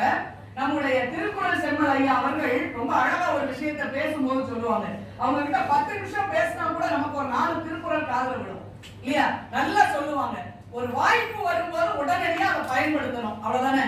இது அப்படி ஒரு வரியில சொல்லிட்டு முடிச்சிடலாம்ல. வாய்ப்பை பயன்படுத்து, கருத்து வளம், முடிஞ்சு போயிருந்த. ஆனா அத வள்ளுவர் சொன்னதை ஐயா சொல்லும் போதுதான் அழகுங்க. அவர் அழகா சொல்றாரு.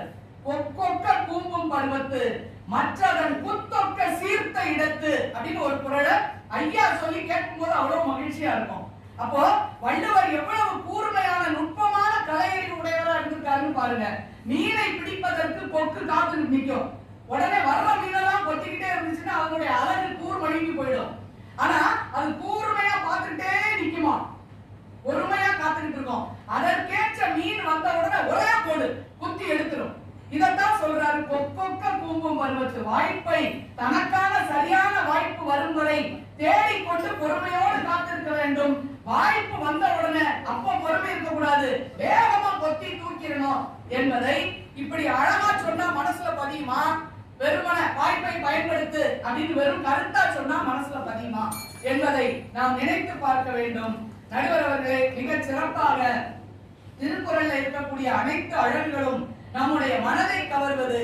ஆனால் நம்முடைய கருத்து வளம் சிறந்தது. அதனால்தான் உலக மொழிகள் பலவற்றிலும் நம்முடைய திருக்குறள் மொழிபெயர்க்கப்பட்டிருக்கிறது. ஆனால் நம்முடைய பாரத பிரதமர் கருத்து வளம் சிறந்ததுதான். அவங்க சொன்ன மாதிரி அவங்க சொன்னதுதான் வரேன். நம்முடைய பாரத பிரதமர் நரேந்திர மோடி அவர்கள் பேசுகின்ற இடத்துல எல்லாம் திருக்குறள் கருத்துக்களை வலியுறுத்த நினைக்கிறார். அதுவரைக்கும் ஹிந்தியில பேசிட்டு வர்றவர் திருக்குறளை சொல்லும் போது மட்டும் தமிழுக்கு வர்றார்.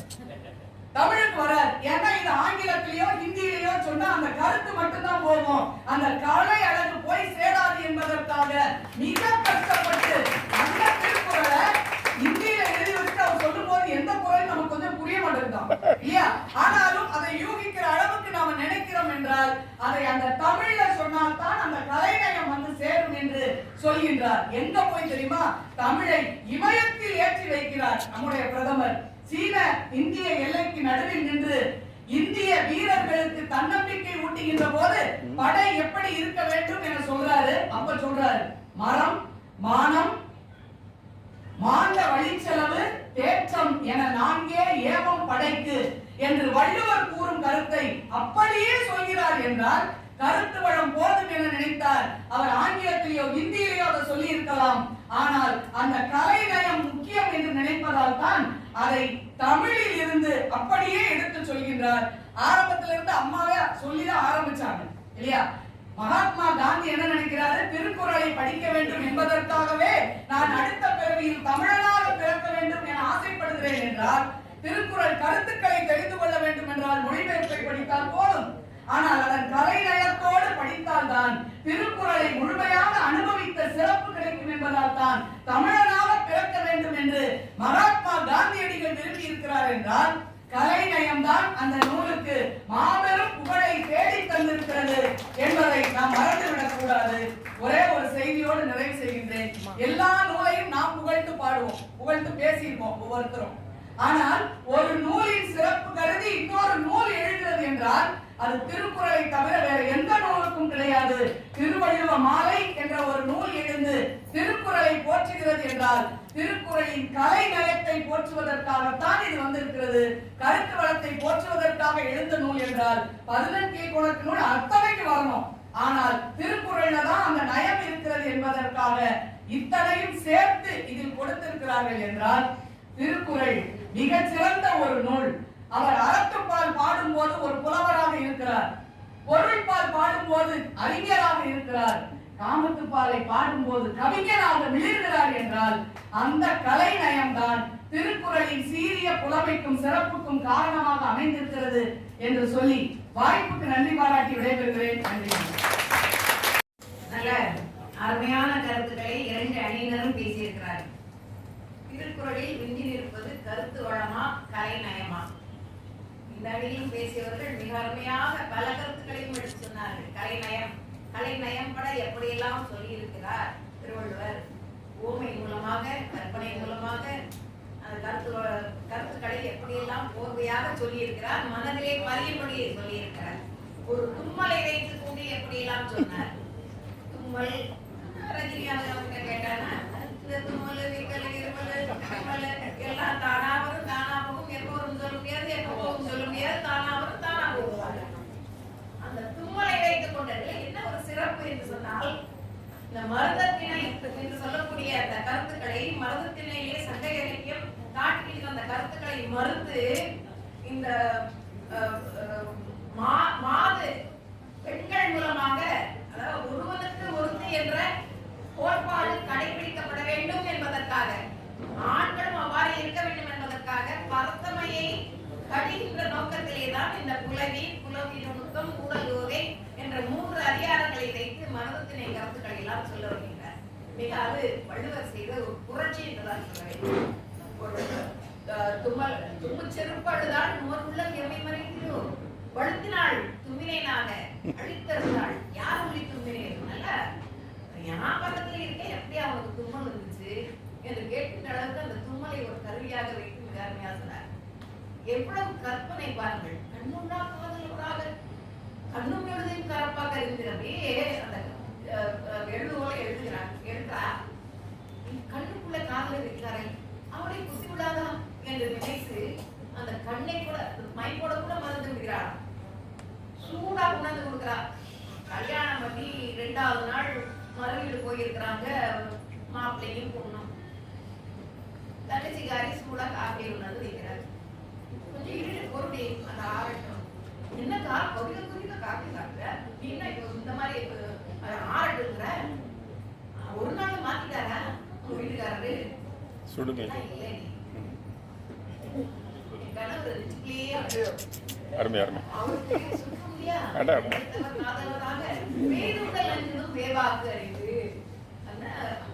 கற்பனை பாருங்க, ஒரு செய்தியை சொல்ல வருகின்ற போது அதனால்தான் அது மிகவும் கலைநயம் இருந்ததாக விளங்குகிறதற்கு இந்த அணியினர் ரொம்ப அருமையா பேசியிருக்கிறாங்க.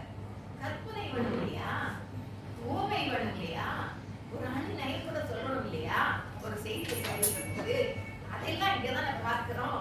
ஓமை இல்லாம எவ்வளவு ஓமைகளை கையாளுகிறார் திருவள்ளுவர். ஒவ்வொன்றுக்கும் ஓமை சொல்கிறாரு. ஒப்பக்க கூவும் பருவத்து மற்றதன் குத்தொக்க சிறுத்தை எடுத்து எப்படி நீ காத்திருக்கணும், எப்படி ஒரு வேலை வாய்ப்பை நோக்கி பார்த்திருக்கணும்,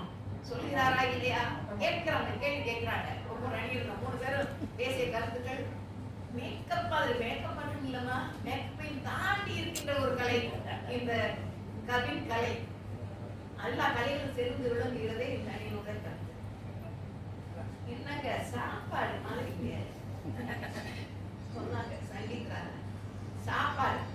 சாப்பாடு தங்க புள்ளியில கொடுக்கலாம், அப்படி கூட அந்த கேள்வி கேட்டாங்க பாருங்க. சாப்பாடு சோற விட்டு வச்சுட்டு தின்னு அப்படின்னா திங்க முடியுமா? குழம்பு வேணும், சாம்பார் வேணும், ரசம் வேணும், காய்கறி வேணும், உப்பு முதல்ல வைக்கணும், இந்த பக்கம் பொரியல் வைக்கணும், கூட்டு வைக்கணும், எல்லாம் வேணும்ல.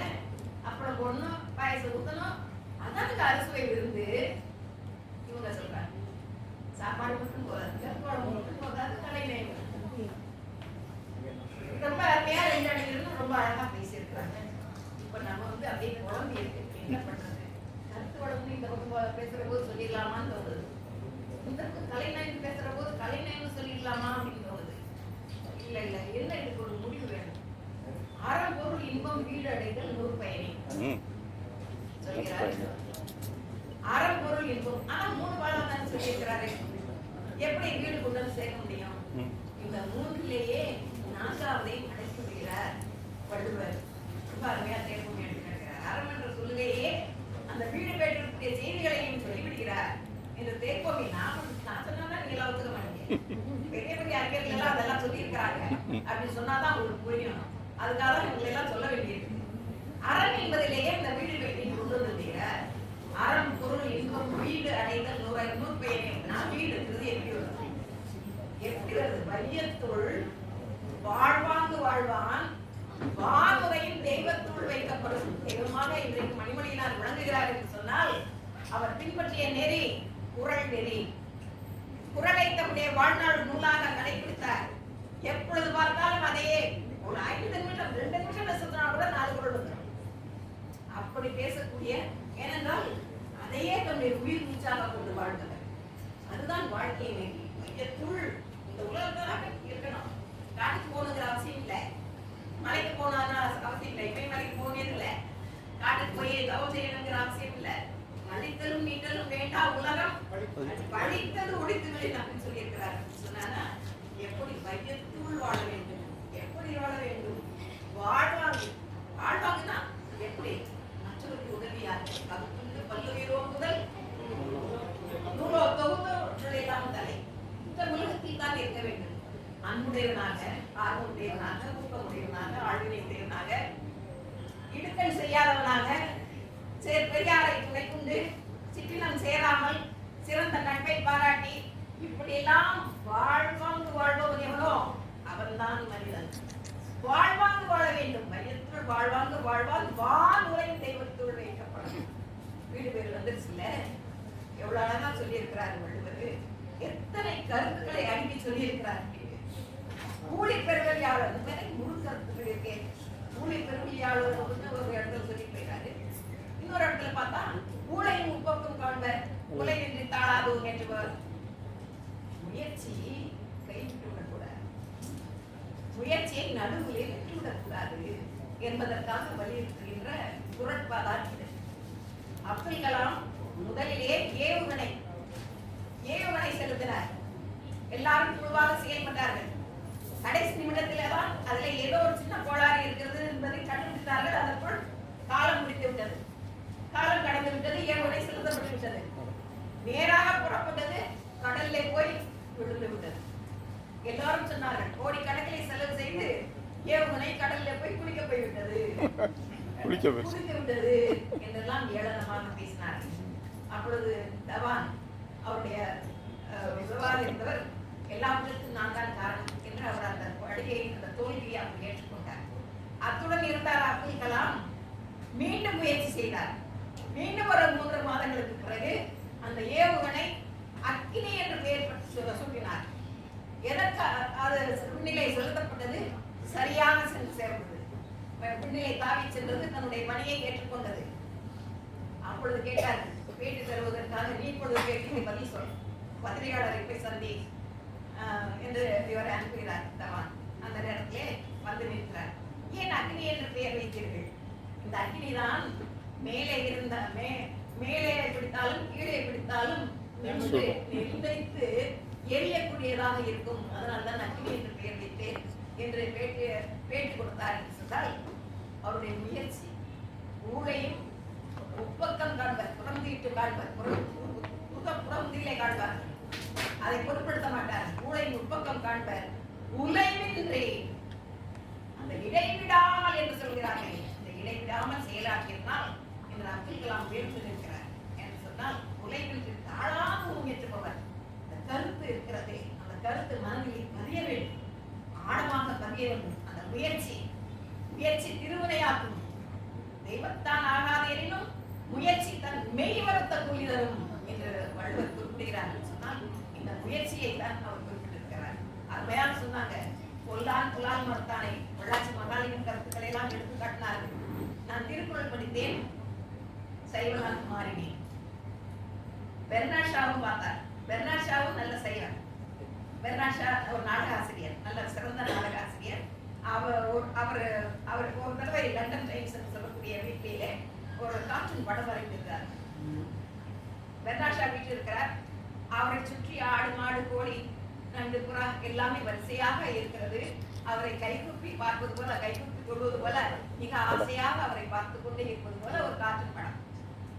கீழே இந்த குறள் எழுதப்பட்டிருந்தது, கொல்லான் புலால் மறுத்தானே எல்லா உயிரும் கைகூப்புகிறோம். இந்த அருமையான திருக்குறள் எழுதப்பட்டிருந்தது என்று சொன்னால் அதற்கு உரியவராக பெர்னாட் ஷா விளங்கினார். அங்கெல்லாம் புலால் இல்லாமல் இருக்க மாட்டார்கள். அப்படிப்பட்ட சூழ்நிலையிலே பிறந்த பெர்னாட் ஷா இப்படி சைவராக வாழ்கிறார் என்று சொன்னால் அது ஒரு சிறப்பு என்பதனால் பிறகு எந்த காலத்துக்கும் பொருந்தியதாக இருக்கிறது திருக்குறள். அருமையாக கல்வி பற்றி சொன்னார். கல்வி என்ன செய்யும்? கற்க கசடார் கற்போய் கற்றபின் நிற்காத, அதுலேயும் கலைநயம் இருக்கிறது இவங்க எடுத்துக்காட்டினாங்க. அதே போல இந்த கல்வி என்ன செய்யும்? Knowledge is power. பேகன் சொன்னார், அருவினை என்ப உழவோ கருவியா காலம் அறிந்து செய்யும். கருவி என்றுதான் சொன்னார் வள்ளுவர். அது எந்த கருவி என்று சொல்லவில்லை. கருவி என்பது கல்லாக இருக்கலாம். கற்காலம் என்று சொல்கிறோமே, பழைய கற்காலத்திலே வெறும் கல்லை உரசி தீ மூட்டினார்கள், வென்றதை சாப்பிட்டார்கள், எப்படி இருந்தார்கள். அந்த கல்லை கூர்மைப்படுத்த தொடங்கினார், கருவிகள் செய்ய தொடங்கினார். தோண்டி வைப்பதற்காக கூர்மைப்படுத்துகின்ற போது புதிய கற்காலம் பிறக்கிறது. கருவி என்பது மொட்டையாக இருந்த ஒன்று இன்று கூர்மைப்படுத்தப்பட்ட ஆயுதங்களாக மாறுகிறது. அதற்கடுத்த காலங்களிலே இயந்திர புரட்சி வருகிறது. பிரெஞ்சு புரட்சி இந்த மாதிரி பல புரட்சிகள் வருகின்றன. அதற்கு முன்பையே உழவு வந்து விடுகிறது. அருமையா சொன்னாங்க, நான் விவசாயியுடைய மகள் என்று சொல்லி அவர் பெருமைப்பட்டு எப்படியெல்லாம் உழவு என்பது மிகுந்த சிறப்புடைய ஒன்றாக இருக்கின்றது என்பதை எடுத்துக்காட்டினார். அந்த உழவு செய்வது எப்படி என்று கண்டுபிடித்தார். உழவு மாடை பிடிச்சிட்டு வந்தவன் தான். அதற்கு பிறகு அந்த மாடு என்பது பால், அது நின்று பிறந்த பாலை விற்று நாட்டை பாதுகாக்க வேண்டிய நிலையிலே பெண் வீட்டிற்குள்ளே இருக்கின்றார். ஆண்மகன் வெளியிலே சென்று எல்லா வேலையும் செய்து வருகிறார். இப்படிப்பட்ட ஒரு சூழ்நிலை மாறுகிறது. உழவு வருகின்றது. உழவுடைய பயனெல்லாம் அந்த பெண்ணிடம் சேருகின்றது. பெண் தலைமை பெறுகிறாள். இப்படியெல்லாம் இருந்த நிலை மாறி உழவிற்கு பிறகு அதற்கடுத்த காலகட்டத்தை வருகின்ற போது இன்றைக்கு நவீன யுகம் கணினி யுகமாக மாறிவிட்டது. கலியுகம் இல்ல, கணினி யுகமாக மாறி இருக்கின்றது. இன்று அதையும் தாண்டி A1 என்று சொல்லக்கூடிய ஆர்டிபிஷியல் இன்டெலிஜென்ஸ் என்று சொல்லக்கூடிய அந்த நுண்ணறிவு திறன் ஒரு மேற்கோள் சென்று கொண்டிருக்கின்றது. கருவியால் காலம் அறிந்து செய்யும். கருவி என்பது எப்படியெல்லாம் மாறிக்கொண்டே வந்திருக்கிறது ஒவ்வொரு காலகட்டத்திலையும். இதைத்தான் வள்ளுவர் அருமையாக எடுத்துரைக்கின்றார் என்று சொன்னால், வள்ளுவர் எல்லா காலத்திற்கும் எல்லா நாட்டவர்க்கும் எல்லா மொழியினருக்கும் ஏற்ற கருத்துக்களை சொன்னதனால்தான் இன்றைக்கு மிகச்சிறந்து விளங்குகிறார் என்பதை கூறி, கருத்து வளம் என்பது உயிர் போன்றது. ஒரு மனிதனுடைய உயிர் போன்றது. அந்த உடல் என்பது அதனுடைய ஒளிநயம், அணிநயம். இவையெல்லாம் அணிநயமும் உடல் போல. பிறகு உடை என்பது கலைநயம் போல. ஆக மனிதனுக்கு இரண்டும் முக்கியம். ஆனாலும் கூட கலைநயத்திற்கு 49 மதிப்பெண்களும் கருத்து வளத்திற்கு 51 மதிப்பெண்களும் சூப்பர். திருக்குறளை மிஞ்சி வைப்பது மறுப்புறவே என்று கூறி அடிகளார்கள் வந்திருக்கிறார்கள். இந்த பணிவான வணக்கம். நீதி கருத்துக்களை எல்லாம் அடிகளார் அவர்கள் சொல்லுவார்கள் என்று சொல்லி இந்த அரங்கத்தை நிறைவு செய்கிறேன். நன்றி.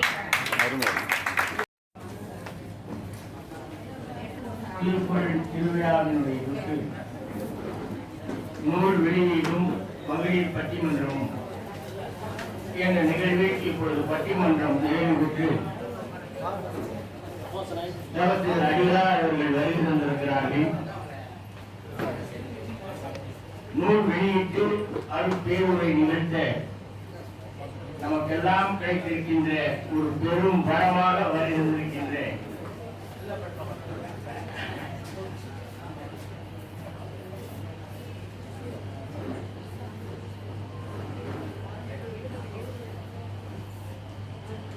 அடிகளார் அவர்களுடைய திருவடிகளை வணங்கி மேடைக்கு இழந்திரும்படி தாழ்மையுடன் வேண்டும் என்று கேட்டுக்கொள்கிறேன்.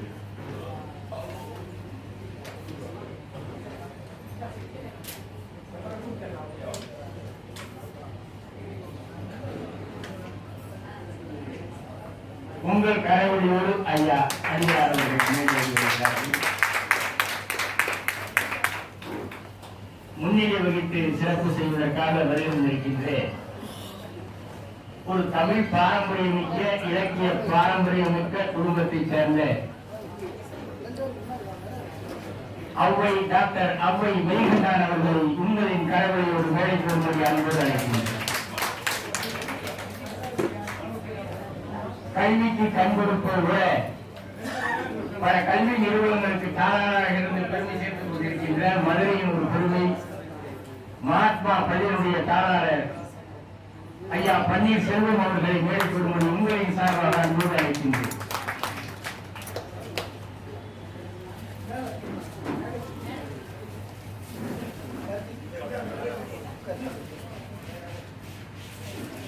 தொடக்க உரை நிகழ்த்துவதற்காக வரையிருந்திருக்கின்ற மதிப்பொரு தலைவர் அன்பிற்கும் பாராட்டுதற்கும் உரிய கார்த்திகை மணிமணி அவர்களை மேடைக்கு வரும்படி அன்போடு அழைக்கின்றேன்.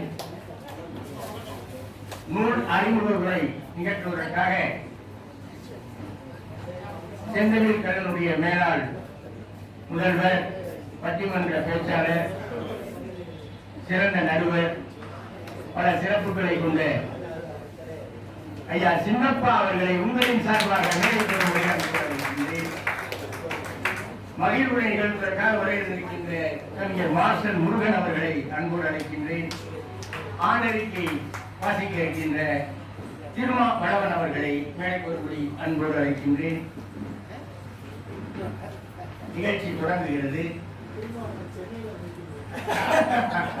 நம்ம இந்த நிகழ்வுடைய கதாநாயகன் ஐயா சொன்னது போல அரங்க தமிழர்களை படைத்து நமக்கெல்லாம் மிகப்பெரிய பொக்கிஷத்தை வழங்கியிருக்கின்ற கவிஞர் கருப்பையா அவர்களை மேடைக்கு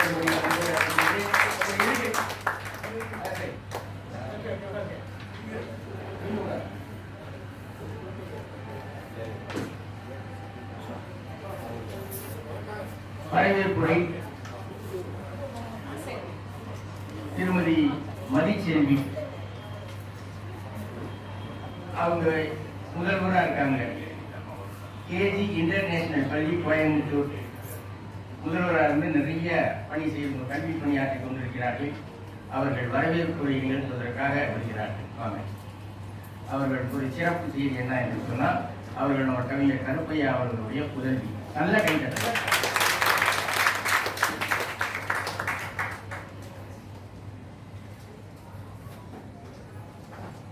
இந்த அவையில் குடியிருக்கும் அனைவருக்கும், மேடையில் அமர்ந்திருக்கும் பெருமக்களுக்கும்,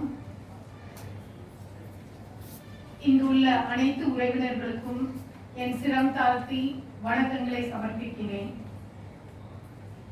இப்போ நான் சொன்னது இந்த பட்டிமன்றத்திலிருந்து எவ்வளோ அழகா தமிழ்ல பேசினாங்க. எப்பவுமே எனக்கு மார்ஷல் முருகன் அங்கிள் ப்ரிப்பேர் பண்ணி தந்துருவாங்க. நான் அதை பார்த்து அப்படியே படிச்சுட்டே வந்துடுவேன். ரொம்ப அழகா படிச்சீங்க அப்படின்னு சொல்லுவாங்க. சோ இன்னைக்கு வந்து அப்பா சொல்லிட்டாங்க நீனா தான் பேசணும் அப்படின்னு. அப்புறம் அசோக்ராஜ் அங்கிள் வேற கருப்பையா சாரோடைய பொண்ணு அப்படின்னு சொல்லிட்டாங்க. எவ்வளவு பிழை இருந்தாலும் அதை மன்னித்து எவ்வளவு அழகா நான் பேச முடியுமோ அவ்வளவு ஒரு வரவேற்பை கொடுக்கறதுக்கு ஒரு ஆப்பர்ச்சுனிட்டி கொடுத்ததுக்கு ரொம்ப ரொம்ப நன்றி. சில பேருக்கு வந்து நம்ம நிறைய அடைமொழி எல்லாம் சொல்லி இவங்க இது பண்ணியிருக்காங்க அது பண்ணியிருக்காங்க, இவங்களை வருக வருக என்று வரவேற்கிறேன் அப்படிலாம் சொல்லுவோம். அந்த மாதிரி எந்த அடைமொழியுமே நம்ம தவ திரு பொன்னமலை அடிகளார் அவர்களுக்கு தேவையில்லை. எல்லாருக்கும் தெரியும் அவரோட ஆன்மீக பணி, அவருடைய சிறப்பு, இந்த உலகத்தையே ஆள்றவங்களுக்கு அவர் கொடுக்கிற கருத்து கணிப்பு. அப்படிப்பட்ட ஒரு ஆன்மீக பணியில இருக்கிற ஒருத்தரை நான் வரவேற்புரை பண்றேன் அப்படின்னா நான் வணங்குற சிவபெருமானுக்கு நன்றி சொல்லி உங்களை வருக வருக என்று வரவேற்கின்றேன். அடுத்து டாக்டர் அவை மெய்கண்டன், குடும்பத்தின் சிறப்பு அவை. எனக்கு உங்களை வரவேற்க தகுதி இருக்கிறதா என்று எனக்கு தெரியவில்லை. ஆனால் அந்த வாய்ப்பு கொடுத்தமைக்கு மிக்க நன்றி. உங்களுடைய அப்பாவுடைய இந்த புத்தக விழாவில் நீங்கெல்லாம் பங்கெடுத்து இங்க வந்து ஒரு பாராட்டுரை வழங்க வந்திருக்கிற உங்களுக்கு என்னுடைய வணக்கங்களும், உங்களை வருக என்று வரவேற்கின்றேன். திரு பன்னீர்செல்வம் அவர்கள் தாளாளர், மகாத்மா பள்ளி, மதுரை. ஒரு பள்ளியின் முதல்வராக நான் இங்கு இருந்து பன்னீர்செல்வம் அவர்களை பார்க்கும் போது எனக்கு ஒரு விதமான பந்தம் ஏற்படுகிறது. பிகாஸ் நான் வந்து ஒரு ஸ்கூல்ல முதல்வரா இருக்கேன், என்னுடைய தாளாரையும் பார்க்கிறேன் நானு. சோ இந்த உலகத்துக்கு எவ்வளவு பெரிய அரும்பணி ஆற்ற முடியும் அப்படின்னா கல்வி மூலமா தான் ஆற்ற முடியும். நமக்கு முன்னாடி நடந்த பட்டிமன்றத்துல கற்க கசடர கற்றவை கற்ற பின் நிற்க அதற்கு கக அப்படின்னு சொன்னாங்க. நான் கற்ற அனைத்து கல்விகளையும் முன்னிறுத்தி உங்களை வருக வருக என்று வரவேற்கின்றேன். அடுத்து திருப்பா கணவேலன் தாளாளர் அவர்கள், உங்களுக்கும் என் சிரம் தாழ்த்தி உங்களை இந்த விழாவுக்கு வருக வருக என்று வரவேற்கின்றேன். கவிஞர் மதுரை இளங்கவின் அவங்க இங்க வர முடியலனாலும் வரணுன்ற ஆர்வம் பெற்று அவரை நான் வரேன்னு ஒத்துக்கொண்டதுக்காக அவர் எங்க இருந்தாலும் என்னுடைய வணக்கங்களை தெரியப்படுத்திக் கொள்கிறேன். திரு கார்த்திகேயன் மணிமொழியன் மிக அன்பிற்குரியவர். நான் மணிமொழியன் அங்கிள் வந்து அங்கிள் கமலா ஆண்டி அப்படின்னு சின்னதுல இருந்து சொல்லிதான் எனக்கு பழக்கம். அவங்க எல்லாரும் ரொம்ப பெருமையா நீங்க சொன்னீங்க. நான் அந்த பெருமையை பார்த்து நான் வளர்ந்த ஒரு பெண். மணிமொழியன் அங்கிள் அப்படின்னா ரொம்ப ஒரு மேடையில பேசுற ஒரு சகோதரி சொன்னாங்க, எங்க தாய்மாமன் வீடு என்னுடைய பிள்ளைகளுக்கு அப்படின்னாங்க. நான் வந்து அவங்கள அங்கிள்னு கூப்பிட்டா கூட அது அந்த தாய்மாமன் வீடு அப்படின்ற இதை தாண்டி ஒரு விதமான பந்தம். சில பேரை நம்ம நண்பர்னு சொல்லுவோம், சில பேரை உறவினர்னு சொல்லுவோம். அதையும் தாண்டி தமிழுக்கு பெருமை சேர்த்து தமிழுக்காகவே தன் வாழ்நாள் முழுவதும் யார் வந்து நான் இதை பண்ணணும் அப்படின்னு சொன்னா கூட இந்தாங்க உங்களுக்கு ஒரு இடம் இருக்கு அப்படின்னு சொல்ற ஒரு நல்ல உள்ளம், நல்ல ஆத்மா இங்க இருந்து நம்மளை எல்லாரையுமே வழிநடத்தி கொண்டிருக்கிறாங்க. அவருக்கு என்னுடைய சிறந்தார்ந்த வணக்கத்தை தெரிவித்துக் கொண்டு நான் வணங்கும் அம்மையப்பன், எனக்கு சிவன்னா ரொம்ப பிடிக்கும். அவர் என்னை ஆட்கொண்டிருக்கிறார் அப்படின்ற ஒரு முழு நம்பிக்கை எனக்கு எப்பவுமே உண்டு. எங்க போனாலும் எல்லாரும் கேட்பாங்க, என்னமோ ருத்ராட்சம் போட்டிருக்க பட்டம் போட்டிருக்க அப்படின்னு கேட்பாங்க. நான் சொன்னேன், அதுதான் உண்மையான வாழ்க்கை. அது தெரியாம தான் நம்ம பணத்து பின்னாடி அலைஞ்சிட்டு பேரையும் புகழையும் தேடிட்டு இருக்கோம் அப்படின்னு. அந்த பேருக்காகவும் புகழுக்காகவும் இல்லாமல் ஒரு திருக்குறள், ஒரு தமிழ் வளர்க்க வேண்டும் அப்படின்ற ஒரு எண்ணத்தோட மணிமொழியன் அங்கிள் குடும்பமும் ஆண்டி கமலா ஆண்டிக்கும் அண்ட் கார்த்திகேயன் மணிமொழியன் அவர்களுக்கும் அவங்க அனைத்து குடும்பத்துக்கும் என்னோட சிரம் சார்ந்த வணக்கத்தை தெரிவித்துக் கொண்டு அவர்களை வருக வருக என்று வரவேற்கின்றேன். அறிமுக உரை வழங்க வந்திருக்கும் முனைவர் சின்னப்பா அவர்கள் நிறைய பேசியிருக்காங்க. பட்டிமன்றங்கள்ல நிறைய பேர் நிறைய நூட்கள் எழுதியிருக்கீங்க. எனக்கு வாழ்த்த வயதில்லை, பட் வணங்கி உங்களை வருக வருக என்று வரவேற்கின்றேன். மகிழ்வுரை வழங்க வந்திருக்கும் கவிஞர் மார்ஷல் முருகன் அவர் அங்கிள், உங்களை வருக வருக என்று வரவேற்கின்றேன். அண்ட் ஆண்டறிக்கை பேரவை நோக்கமும் செயல்பாடும் உரிய திரு ஆக்கி திருமாவளவன் அவர்களை வருக வருக என்று வரவேற்கின்றேன். என் அன்பிற்கும் பண்பிற்கும் உரிய அப்பா, 86 வயது,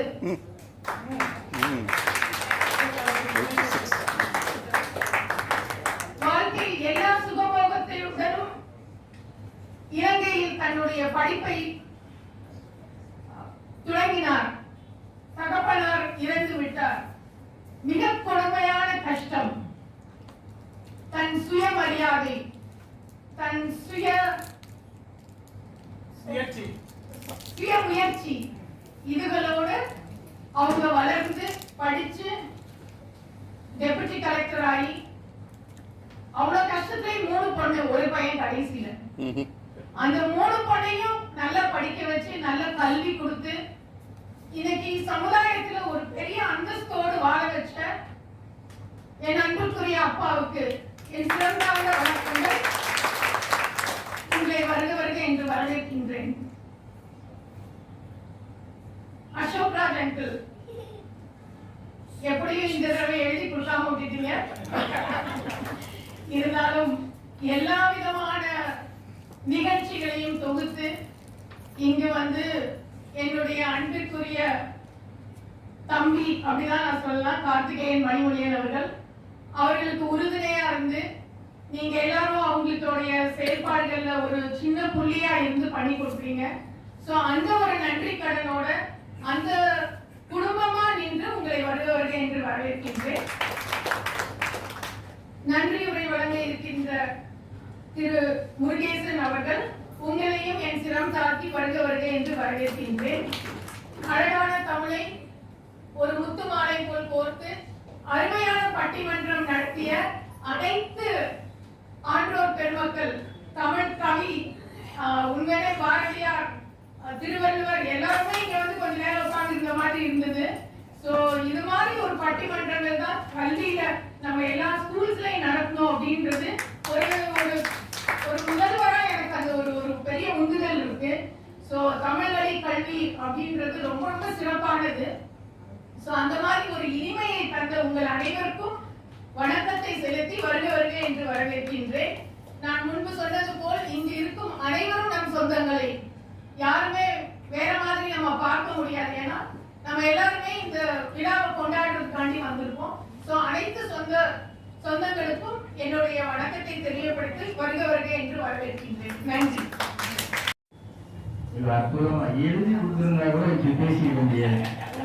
ஆனா இயல்பா ரொம்ப அருமையா வடிவமைப்பு கொடுத்திருக்காங்க. அவங்களுக்கு நன்றி சொல்லி இந்த மேடைக்கு முன்னிலை வைத்து சிறப்பு செய்ய வருகின்ற பிடிஆர் பொறியியல் கல்லூரியுடைய தாளாளர் எங்கள் ஐயா மணிமொழியனார், அவர் குடும்பத்திற்கு மிக வேண்டிய பாண்டியன் அவர்களுடைய முதல்வர், அன்புக்குரிய தலைவர்களை மேடைக்கு அன்போடு அழைக்கின்றேன். இந்த நிகழ்வில் சென்ற வாரம் நமது உலக திருக்குறள் பேரவை மதுரை மாவட்டத்தினுடைய துணைத் தலைவர், அன்பிற்கும் பாராட்டுகளுக்கும் புலவர் சோழன் அவர்கள் இயற்கை எறிவிட்டார். உலக திருக்குறள் பேரவை மதுரை மாவட்டத்தில் தொடங்குவதற்காக ஆரம்பிப்பதற்காக ஆலோசனை கூட்டம் டிராவலர்ஸ் பங்களாவில் நடந்த பொழுது மகா சன்னிதானத்தோடு எங்கள் ஐயா மணிமொழியனார் 1984 அந்த அரங்கத்தில் இருந்து மகாசன்னிதானத்தின் அன்பையும் பாராட்டுதலையும் பெற்று அன்றிலிருந்து இன்று வரை சென்று வரை திருக்குறள் படியே தனது தலையாய பணியாக ஆற்றிய புலவர் சுலைமான் அவர்களுக்கு ஒரு 2 நிமிடம் நாம் மௌன அஞ்சலி செலுத்துவோம் என்று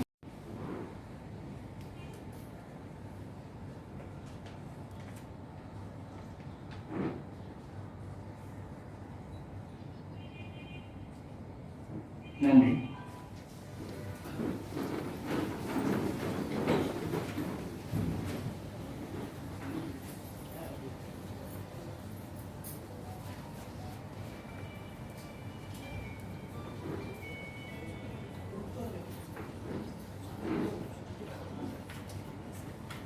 மதுரை மாவட்டத்தினுடைய துணைத் தலைவர் நீண்ட நெடுங்காலமாக தனது 86 வயது ஆனாலும்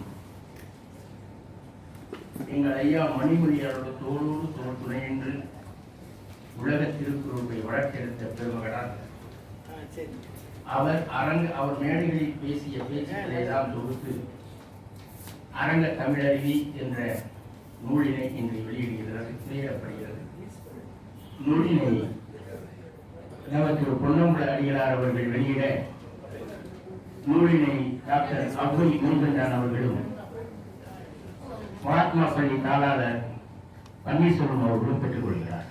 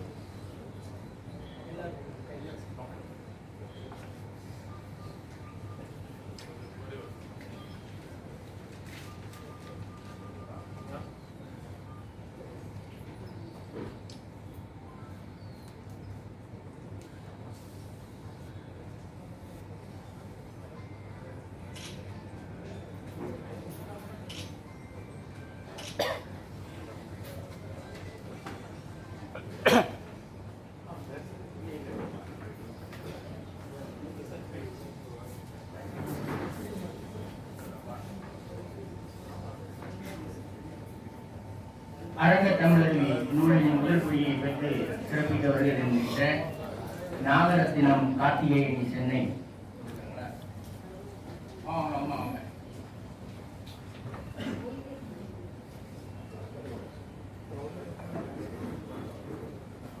அடுத்து சக்திவேல் மதிச்செல்வி கோயம்புத்தூர்.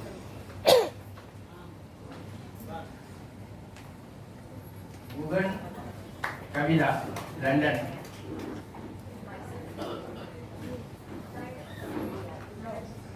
சப்ரா இந்த முகமது கியாதி டாக்டர் பயனீர் மருத்துவமனை ராமநாதபுரம். கவிஞர் காசிம் அவர்கள் மதுரை இலக்கிய சங்கம். கவிஞர் காசி கொஞ்சம் விரைவா வாங்க. விஸ்வநாத ஐயர் அருள்மிகு வரசித்தி விநாயகர் மதுரை.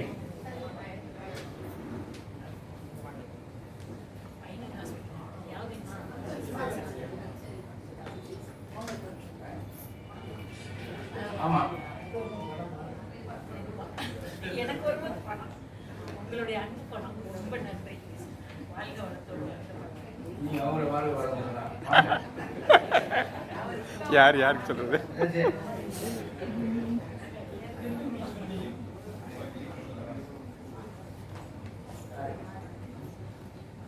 விஸ்வநாத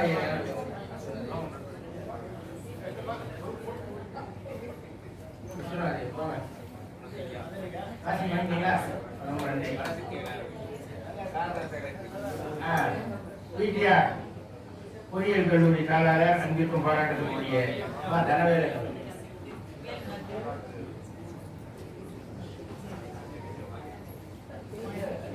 வாங்க. கல்வி நிறுவனம் சிறக்கணும்ல.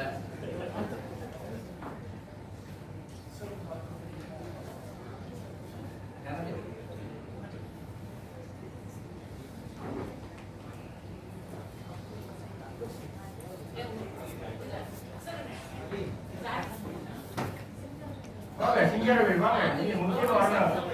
என்னை கவனிக்க வேண்டியவர் நீங்க தான், வாங்க.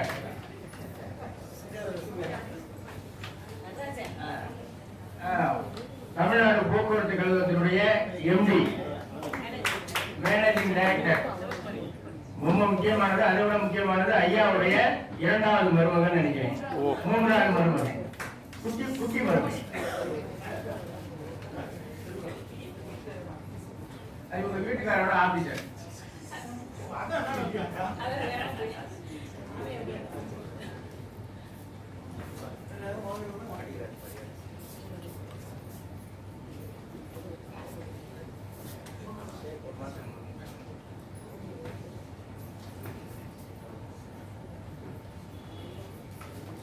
திரு அடிகளார் அவர்களுக்கு மதுரை உலக திருக்குறள் பேரவை அவர் பொன்னார் திருவடிகளை வணங்கி மகிழ்கிறது.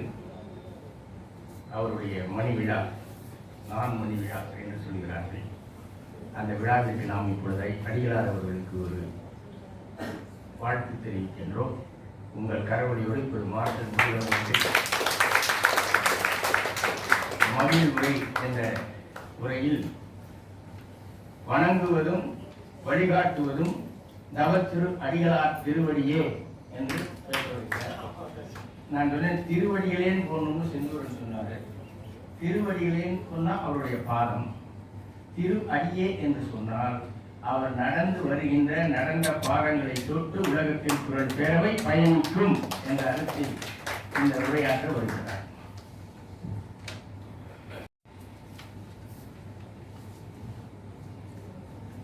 செந்தமிழே உயிரே, நருந்தேனே செயலே மூச்சினை உனக்கு அளித்தேனே, நைந்தாயனில் நைந்து போகும் என் வாழ்வு நன்றியிலே உனக்களை இழக்கின்றான். பாராட்டுவதற்கும் போற்றுவதற்குரிய தவத்திரு பொன்னார் நமக்கு அதிகாரி பொன்னார் திருவடிகளை வணங்கி மேடையிலே அமர்ந்திருக்கக்கூடிய எங்கள் பாராட்டுக்கும் போற்றுவதற்குரிய தமிழ் குடும்பத்தினுடைய இன்றைய எங்களுடைய கூப்பிட்ட குழுவுக்கு ஒழுகி வருகிற எங்களுடைய கொள்கை தங்கம் ஐயா அவை மெய்கண்டார் அவர்களே, அதே போல இந்த நிகழ்ச்சியிலே கலந்து கொண்டு மேடையில் அமர்ந்திருக்கிற செந்தமிழ் கல்வியுடைய முன்னாள் முதல்வரும் எங்களை எல்லாம் பட்டிமன்றத்தில் ஆளாக்கிய பெருமகனாருமான அருமையா முனைவர் சின்னப்பா அவர்களே, அதே போல இங்கே நிகழ்ச்சியிலே கலந்து கொண்டு மிக சிறப்பாக நூல்களை பெற்று பெருமிதத்துக் கொண்டிருக்கிற பிடிஆர் பாலிடெக்னிக் கல்லூரியுடைய தாராள அரபி சகோதரர் கனகல் அவர்களே, நீங்கள் பெருமைக்கும் பாராட்டுவதற்குரிய இந்த நூலுடைய ஆசிரியர் ஐயா கருப்பையா அவர்களே, எங்களை எல்லாம் இயக்கிக் கொண்டிருக்கிற இந்நாளைய இளவல் கார்த்திகேயன் மணிமொழியன் அவர்களே, எங்களை எல்லாம் இயக்குவதற்கு காரணமாக இருக்கிற எங்கள் பெருமைக்கும் பாராட்டுவதற்கும் வணக்கத்திற்குரிய அம்மா கமலா மணிமொழியன் அவர்களே, மற்றும் இங்கே வருகிறதுக்குரிய அத்தனையுடைய பேர்கள் எனக்கு தெரியும், சொன்னால் நேரம் உங்களுக்கு புரியும், அதிகமாகும். எனவே முதலில் மிகப்பெரிய புகழுக்கு பெருமைக்கும் அவர்களுக்கு பெருமையான ஊர். அந்த ஊர்ல அன்னைக்கு என்னுடைய தமிழ்ல குற்றமா என்று கேட்டு, தமிழில் குற்றம் வந்து விடக்கூடாது, பொருட்களை ஆகிவிடக்கூடாது என்று தமிழுடைய பொருட்களை வந்து விடக்கூடாது போராடிய நக்கீரன் பிறந்த வாழ்ந்த நாடு ஆண்ட ஊரு. அதே போல என்னுடைய திருக்குறளுக்கு பிழையான ஒரு திருக்குறளா, அப்படி ஒரு திருக்குறள் இருந்தால் கொண்டு வா, தீயிட்டு கொளுத்துவோம் என்று கொளுத்தி திருக்குறளை அரங்கேற்றமாகிய வள்ளல் பாண்டித்துரை தேவர் வாழ்ந்த பெருமைப்படுத்திய மாமதுரை. நீதிக்காக அங்கிருந்து புறப்பட்டு வந்து நீதி தவறிவிடக்கூடாது என்பதற்காக வருகிற போதே உள்ள நுழைகிற போதே மெய்யில் பொய் விழித்த கருங்களும் கண்ட போதே தோற்றான் என்று சொன்ன சிலப்பதிகாரத்துடைய தாய் கண்ணகி வாழ்ந்து நீதியை நிலைநாட்டிய மதுரை. இவ்வளவு பெருமை இருக்கிற மதுரையில உலக திருக்குறள் பேரவை ஆரம்பிக்கணும். உலக திருக்குறள் பேரவை ஆரம்பிக்கிறது 1977. தவத்திரு மகா சன்னிதானம் அவர்கள் உலக திருக்குறள் பேரவை ஆரம்பிப்பதற்காக திட்டமிடுகிற போது இது ஒரு குறுகிய வட்ட திருக்குறள் பேரவை திட்டமிடவில்லை. உலகம் முழுமைக்கும் திருக்குறள் பரவி இருக்க வேண்டும், அதை செயல்படுத்த வேண்டும், அதற்கு ஒருவரை தேர்ந்தெடுக்க வேண்டும். அப்படி தேர்ந்தெடுப்பதற்கு தகுதியான ஆள் வேண்டும். மகாத்மா காந்தியடிகள் தனிநபர சத்தியாகிரகத்தை தொடங்குகிற போது ஒரு தொண்டரை தேடுறாராம். தனிநபர் சத்தியாகிரகத்தை தொடங்குகிற போது அவர் தேடிய தொண்டராக ஒரு தொண்டர் வருகிறார். அவர் தான் ஆச்சாரிய வினோபாவை. ஆச்சாரிய வினோபாவை கண்டெடுத்ததை போல தவத்திரு மகா சன்னிதானம் அவர்கள் திருக்குறள் பேர பேரையை தொடர்வதற்கு கண்டெடுத்த மணிமொழி. முதல் மகத்தான மனிதன் தான் நம்முடைய திருக்குறள் செம்மல் மணிமொழியார் அவர்கள். அப்படி அவர் கண்டெடுத்து அவர்களை கையில இந்த வெற்றி கொடியை திருக்குறள் கொடியை கொடுத்து இது தொடர் ஓட்டமா நீங்க ஓடி கொண்டு வந்து சேர்க்கணும் அப்படின்னு ஒப்படைச்சு போயிட்டாங்க. வாங்கின கொடியை ஐயா 50 வருஷம் எந்த பணக்காரனும் முடியல, எந்த ஞானி செய்ய முடியல, எந்த பெரிய அந்நியன் நடத்த முடியல, எந்த பெரிய அரசாங்கமே மதிக்க முடியல. அந்த அளவிற்கு 5 ஆண்டு காலம் ஒரு அரங்கத்திலே தன்னுடைய விடுதியிலே ஒரு சங்கம் 5வது தமிழ் சங்கம் என்று பாராட்டத்தக்க அளவிற்கு ஒரு திருக்குறள் பேரவை நடத்தி இன்றைக்கு வரை அந்த திருக்குறள் கொடியை கொண்டு வந்து அந்த ஐயாவுடைய தவற்று அடிகளார்களை கொண்டு வந்து போனார். அவருக்கு அடிகளார்கள் அந்த திருக்குறள் வெற்றி கொடியை வாங்கி மணிமொழியாருடைய இளவல் இன்றைக்கு அற்புதமான மனிதராக இருக்கக்கூடிய சிறப்பு பெற்றிருக்கக்கூடிய நம்முடைய பாராட்டுக்குரிய கார்த்திகை மணிமொழி கையில கொடுத்து நீங்க இதை கொண்டு வந்து ஓடணும், ஓடி இன்னும் 100 ஆண்டு காலத்திற்கு இந்த திருக்குறளை பரப்பணும் சொல்லி அவர் கையில் தவற்று அடிகளார்கள் கொடுத்தார்கள். இன்னைக்கு தவற்று அடிகளார்களுக்கு 60வது ஆண்டு விழா. நாம் எல்லாம் பெருமைப்பட்ட கலை மிக பிரமாண்டமான விழாவாக நாம் சொல்லியிருந்தால் நாம வேண்டாம், ஐயா மணிமொழி இருந்திருந்தால்தான் இந்த விழா மதுரையில் ஒரு பெரிய திருவிழாவாக நடந்தது. ஏன்னா ஐயா பேரை சொன்னாலே மணிமொழி ஐயா அந்த அலுவலகத்தை உட்கார்ந்துக்க மாட்டாங்க. 5 நாள் எழுதி வந்து வந்துருவாங்க. சாமி வந்துருவாங்களா, சாமி வந்துட்டாங்க பாருங்க, வந்துட்டே இருக்காங்க, வந்துட்டாலும் பாருங்க துடியா துடிப்பாங்க. பசுமை கண்ட கன்றினை போல துடிப்பதை வேற பார்த்து அப்பேற்பட்ட மகத்தான மனிதர் திருப்பச்செவல் மணிமொழியார் அவர்கள் இருந்திருந்தால் இந்த 60வது விழா இன்றைக்கு மிகப்பெரிய திருவிழாவாக நடத்தியிருப்போம். அதை சொல்லுகிற போது நம்முடைய சூடா என்ற அறிஞர் சொல்கிறார், எப்படிப்பட்ட மனிதர்கள் மணிமொழியார் என்று சொன்னால் மகா சன்னிதானம் அவர்கள் தேர்ந்தெடுக்கிற மகத்தான மனிதனாக திருப்பச்செவல் மணிமொழி இருந்தார் என்பதை விட இவரால் தான் இதை நடத்தி காட்ட முடியும் என்று அந்த அற்புதத்தை செய்திருக்கார் என்று சொன்னால் சூழ அற்புதமாக எழுதுகிறார். இவரை போன்ற ஒரு மனிதனை இனி காண்பது அறிவு அற வாழ்க்கைக்கு என்றால் அது மணிமொழியார் மட்டும்தான் அற வாழ்க்கை என்று சொல்றார். அப்படிப்பட்ட மகத்தான மனிதர் நமக்கு பெருமை சேர்த்திருக்கிறார். எப்படிப்பட்ட பெருமை, எல்லோரையும் பார்த்துவதற்காக, ஆசி வழங்குவதற்காக, அருள் கொடுப்பதற்காக அழகர் மலையிலிருந்து ஒவ்வொரு ஆண்டும் ஆற்றுக்கு வந்து ஆற்றுல இருக்க தமிழ் மக்களை பார்த்து அவங்களுக்கு ஆசீர்வாதம் வாங்கி போறாங்க. நமக்கு இருக்கிற பெருமை ஒவ்வொரு ஆண்டும் தவற்று அடிகளார் அவர்கள் திருக்குறள் பேரவைக்கு வந்து நம்மை வாழ்த்தி நமக்கு அருளாசி வழங்கி கொண்டிருக்கிறார். இந்த பெருமையை கொடுப்பது மணிமொழியாளர் மட்டும்தான் முடியும், வேற யாராலும் செய்ய முடியாது. அப்படிப்பட்ட அற்புதமான இந்த பேரவை திருக்குறள் பேரவை இன்றைக்கு விழா நடத்திருக்கேன்னு சொன்னால் ஐயா கருப்பை அவரை பற்றி சொல்லணும். மணிமொழியாளர்களுக்கு கிடைத்திருக்கக்கூடிய அற்புதமான அழுத்த தொட்டரம், எப்பொழுதும் நேசித்துக் கொண்டிருக்கக்கூடிய மாமனிதர், எழுத்து அவருக்கு ஒரு மிக உயிரான செய்தி, உயிரான வாழ்க்கை. தமக்கு அடிகளார் அவர்கள் கூட பேசுகிற போது சொன்னார், கற்கா நூல் எழுதிவிட்டாரா, எழுத வேண்டிய வெளியிட வேண்டிய வேலை இருக்கிற எந்த சாமி கூட அவர்கள் கேட்பார். அந்த அளவிற்கு எழுதி கொண்டே இருக்கிறார். பேச சொன்னோம்னு வச்சுக்கோங்க, நம்மள மாதிரி சும்மா லேசா பேசுறது அவர் ஒரு 10 புத்தகத்தை படிச்சு அதுல இருந்து தரவுகளை எடுத்து அதை எழுதி இதுக்காக ஒரு வாரம் அப்படி எழுதி எழுதி எழுதி அவர் தொழுது பதிவு செய்த அந்த நூல் தான் இன்றைக்கு அரங்க தமிழருவி என்ற அற்புதமான நூலை இன்றைக்கு எழுதி முடித்திருக்கிறார். அந்த எழுத்து பணியும் நூல் வெளியீட்டுவிழாவும் இலக்கியவிழாவும் தமிழும் பெருமைப்பட வேண்டும் என்பதுதான் திருப்பச்செம்மல் மணிமொழியாருடைய ஆவல், அக்கறை, விருப்பம் எல்லாம் விரிவாக இருந்தது. இந்த அரங்கம் தமிழ் தமிழ் தமிழ் என்று பேசியதால் தான் இன்றைக்கு தமிழுக்கு ஒரு பெரிய பெருமை கிடைத்திருக்கிறது. நாம் எல்லாம் பெருமைப்பட வேண்டும். வளர்த்த கரவசத்தை எழுப்பி வாழ்த்துவதற்கு தயாராக இருக்கும். அது இன்னொரு செய்தி அடங்கியிருக்கு என்னன்னு சொன்னால், இந்த தமிழ் இன்றைக்கு இந்த அரங்கத்தில் தொடங்கி இந்த அரங்கத்தில் பல்வேறு நிலைகளில் வளர்ந்து பல்வேறு இடங்களில் திருக்குறள் பேசப்பட்டு நம்முடைய அரங்கத்திலிருந்து பேசிய மகத்தான மனிதராக தலைமை இன்றைக்கு சுப்ரீம் கோர்ட் சொல்கிறார், உச்ச நீதிமன்றத்துடைய நீதிபதியாக அரங்க மகாதேவன் அவர்கள் இன்றைக்கு பொறுப்பேற்றிருக்கிறார்கள். எப்படி தமிழிலே தன்னுடைய உரிமைகளை எடுத்திருக்கிறார்கள், தன்னுடைய பதவியேற்பாடு தமிழே செய்திருக்கிறார். அவர்கள் தமிழே மொழிபெயர்ப்பு செய்வதற்கு ஆதாரப்பூர்வம் அமைந்த இடம் எது தெரியுமா? அந்த அரங்கத்திலே ஐயா மணிமொழியார் இருக்கிற போது இங்கே வந்து பேசுகிற போது அந்த நீதிபதி நீதியரசர் அவர்கள் அந்த அரங்க மகாதங்கள் சொன்னார்கள், நான் எங்கு சென்றாலும் தமிழை மறவேன் என்று சொல்லி அதற்கு உதாரண புருஷனாக திருக்குறள் மணிமொழியில் வாழ்ந்து கொண்டிருக்கிறார் என்று அன்றைக்கு சொன்னார்.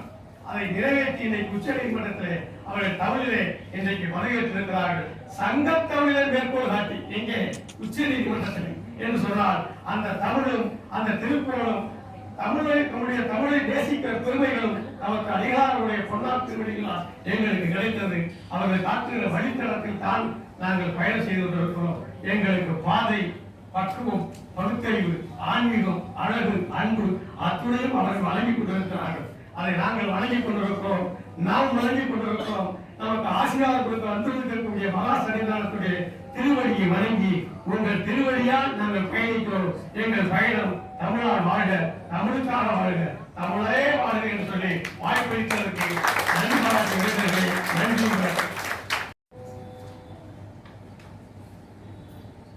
நல்ல அடிகளார் எல்லாரும் நல்லா பேசினார். அவருக்கு நமது பாராட்டுகள், நன்றிகள்.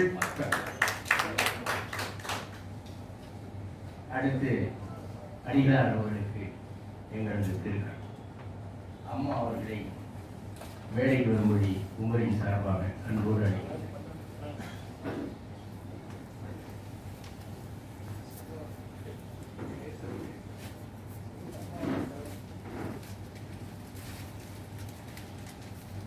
அம்மா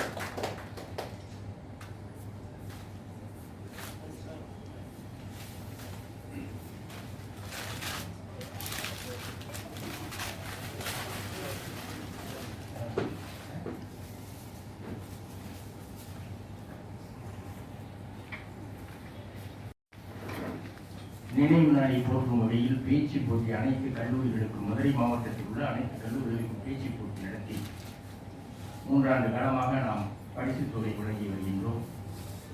அந்த அளவிலே இந்த ஆண்டு பரிசு பெறுகின்ற கல்லூரி முதல் பரிசினை தியாகராச கல்லூரி கு.ஜே. ஹேமாவதி அவர்கள் பெறுகிறார்கள். அவர்களை மேடைக்கு வரும்படி அன்போடு அழைக்கிறேன். வீடியோ அப்லோட் பண்ணிடுவோம் யூடியூப்பில்.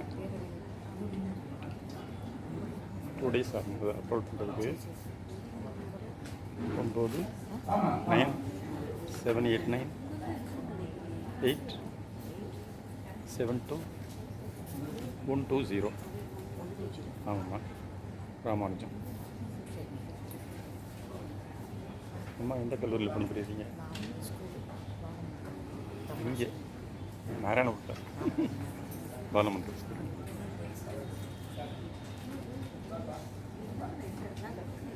பாலமந்திரம் ஸ்கூலில் நீங்கள்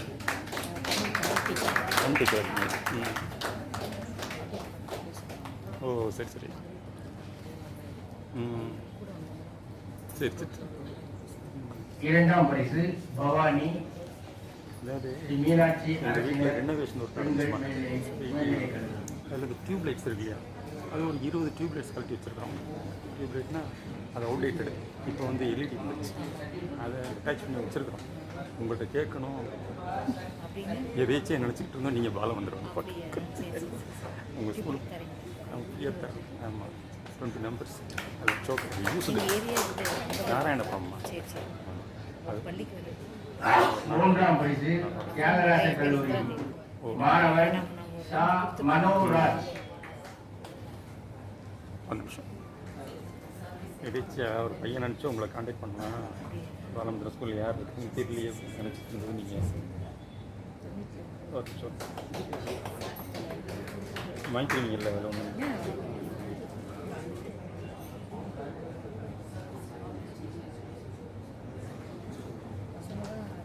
திருக்குறள் தேர்வில் பங்கேற்று சிறப்புற செயல்பட்டதற்காக சர்வ சேவா மெட்ரிகுலேஷன் பள்ளி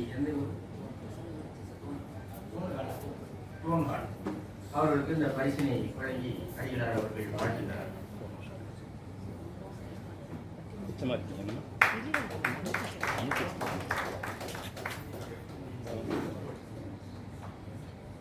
இந்த ஹேமாவதி தியாகராஜ கல்லூரி வாங்க.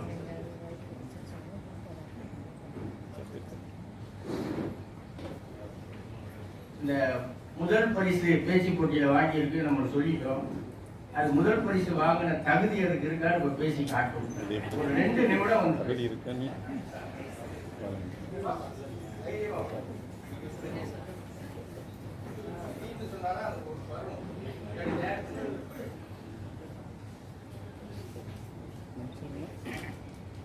கூடியுள்ள அவையோர் அனைவருக்கும் என் முதற்கண் பணிவான வணக்கம்.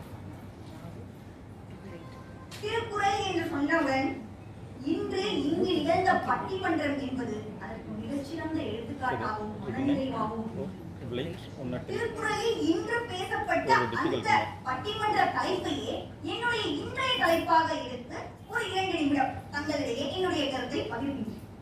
திருக்குறளில் ஆழ்ந்து இருப்பது கருத்தாளமா, அதாவது கருத்து வளமா அல்லது கலை நயம் அப்படின்ற தலைப்பே நமக்கு 2 பக்கமும் நின்று எதை சொல்லுவது என்றே தெரியாத அளவிற்கு அந்த உணர்வை ஊட்டுகிறேன் என்றால் அதுதான் திருக்குறளிலே மகத்தான அறம். 2 அணியினரும் பேசினார்களே அவ்வளவு அற்புதமாக இருந்தது.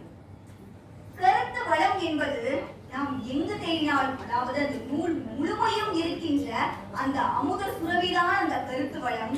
ஆனால் கலைநயம் என்பது அதனை ஒவ்வொரு தன் மனதிலும் நிலைநிறுத்தி வைப்பது என்றால் கலைநயம்.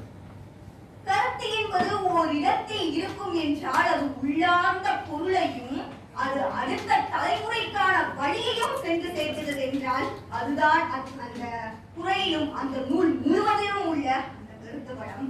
கலைநயம் என்பது அந்த கருத்தை நாம் இனிதே சுவைத்து உள்ளூர்ந்து அறிந்து அதனை வாழ்வில் செயல்படுத்துவோம் என்றால் அது கலைநயமாகிறது. கற்க கசடர கற்பவை கற்றவை நிற்க அதற்கு தக என்ற குறள் இன்றைய காலம் வரை கைத்தோங்கி நிற்கிறது என்றால் அது கருத்தாளமும் கலை நயமும் மிகுந்த அற்புதமாக உள்ளது. 2 அணியினரிடமிருந்தே அந்த குறளை எடுத்து காட்டினார்கள். அதில் துணைக்கான இல்லாத மிகச் சிறப்பாக அமைந்தது. கற்று ஒரு நூலை கற்று அது எப்படி கசடரை கற்று அந்த கற்றபடி வாழ்வில் நிற்கும் ஒருவனால் மட்டுமே பிறர் துணையின்றி தன்னுடைய சொந்த காலில் நிற்க முடியும் என்ற அந்த ஒரு குறள் போதும் இந்த உலகத்தில் எல்லாமும் இந்த கல்வியாலே செழிக்கும் என்று கூறி கருத்தும் கலைநயமும் எண்ணற்ற கருத்துக்களும் அதன் வழிவந்து இந்நாட்டையும் இவ்வளத்தையும் இம்மக்களையும் சிறப்பிக்கும் என்றால் அது திருக்குறள் என்ற ஓர் புனித நூலால் மட்டுமே முடியும் என்று கூறி இந்நல்வாழ்க்கைக்கு நன்றி பாராட்டுகிறேன்.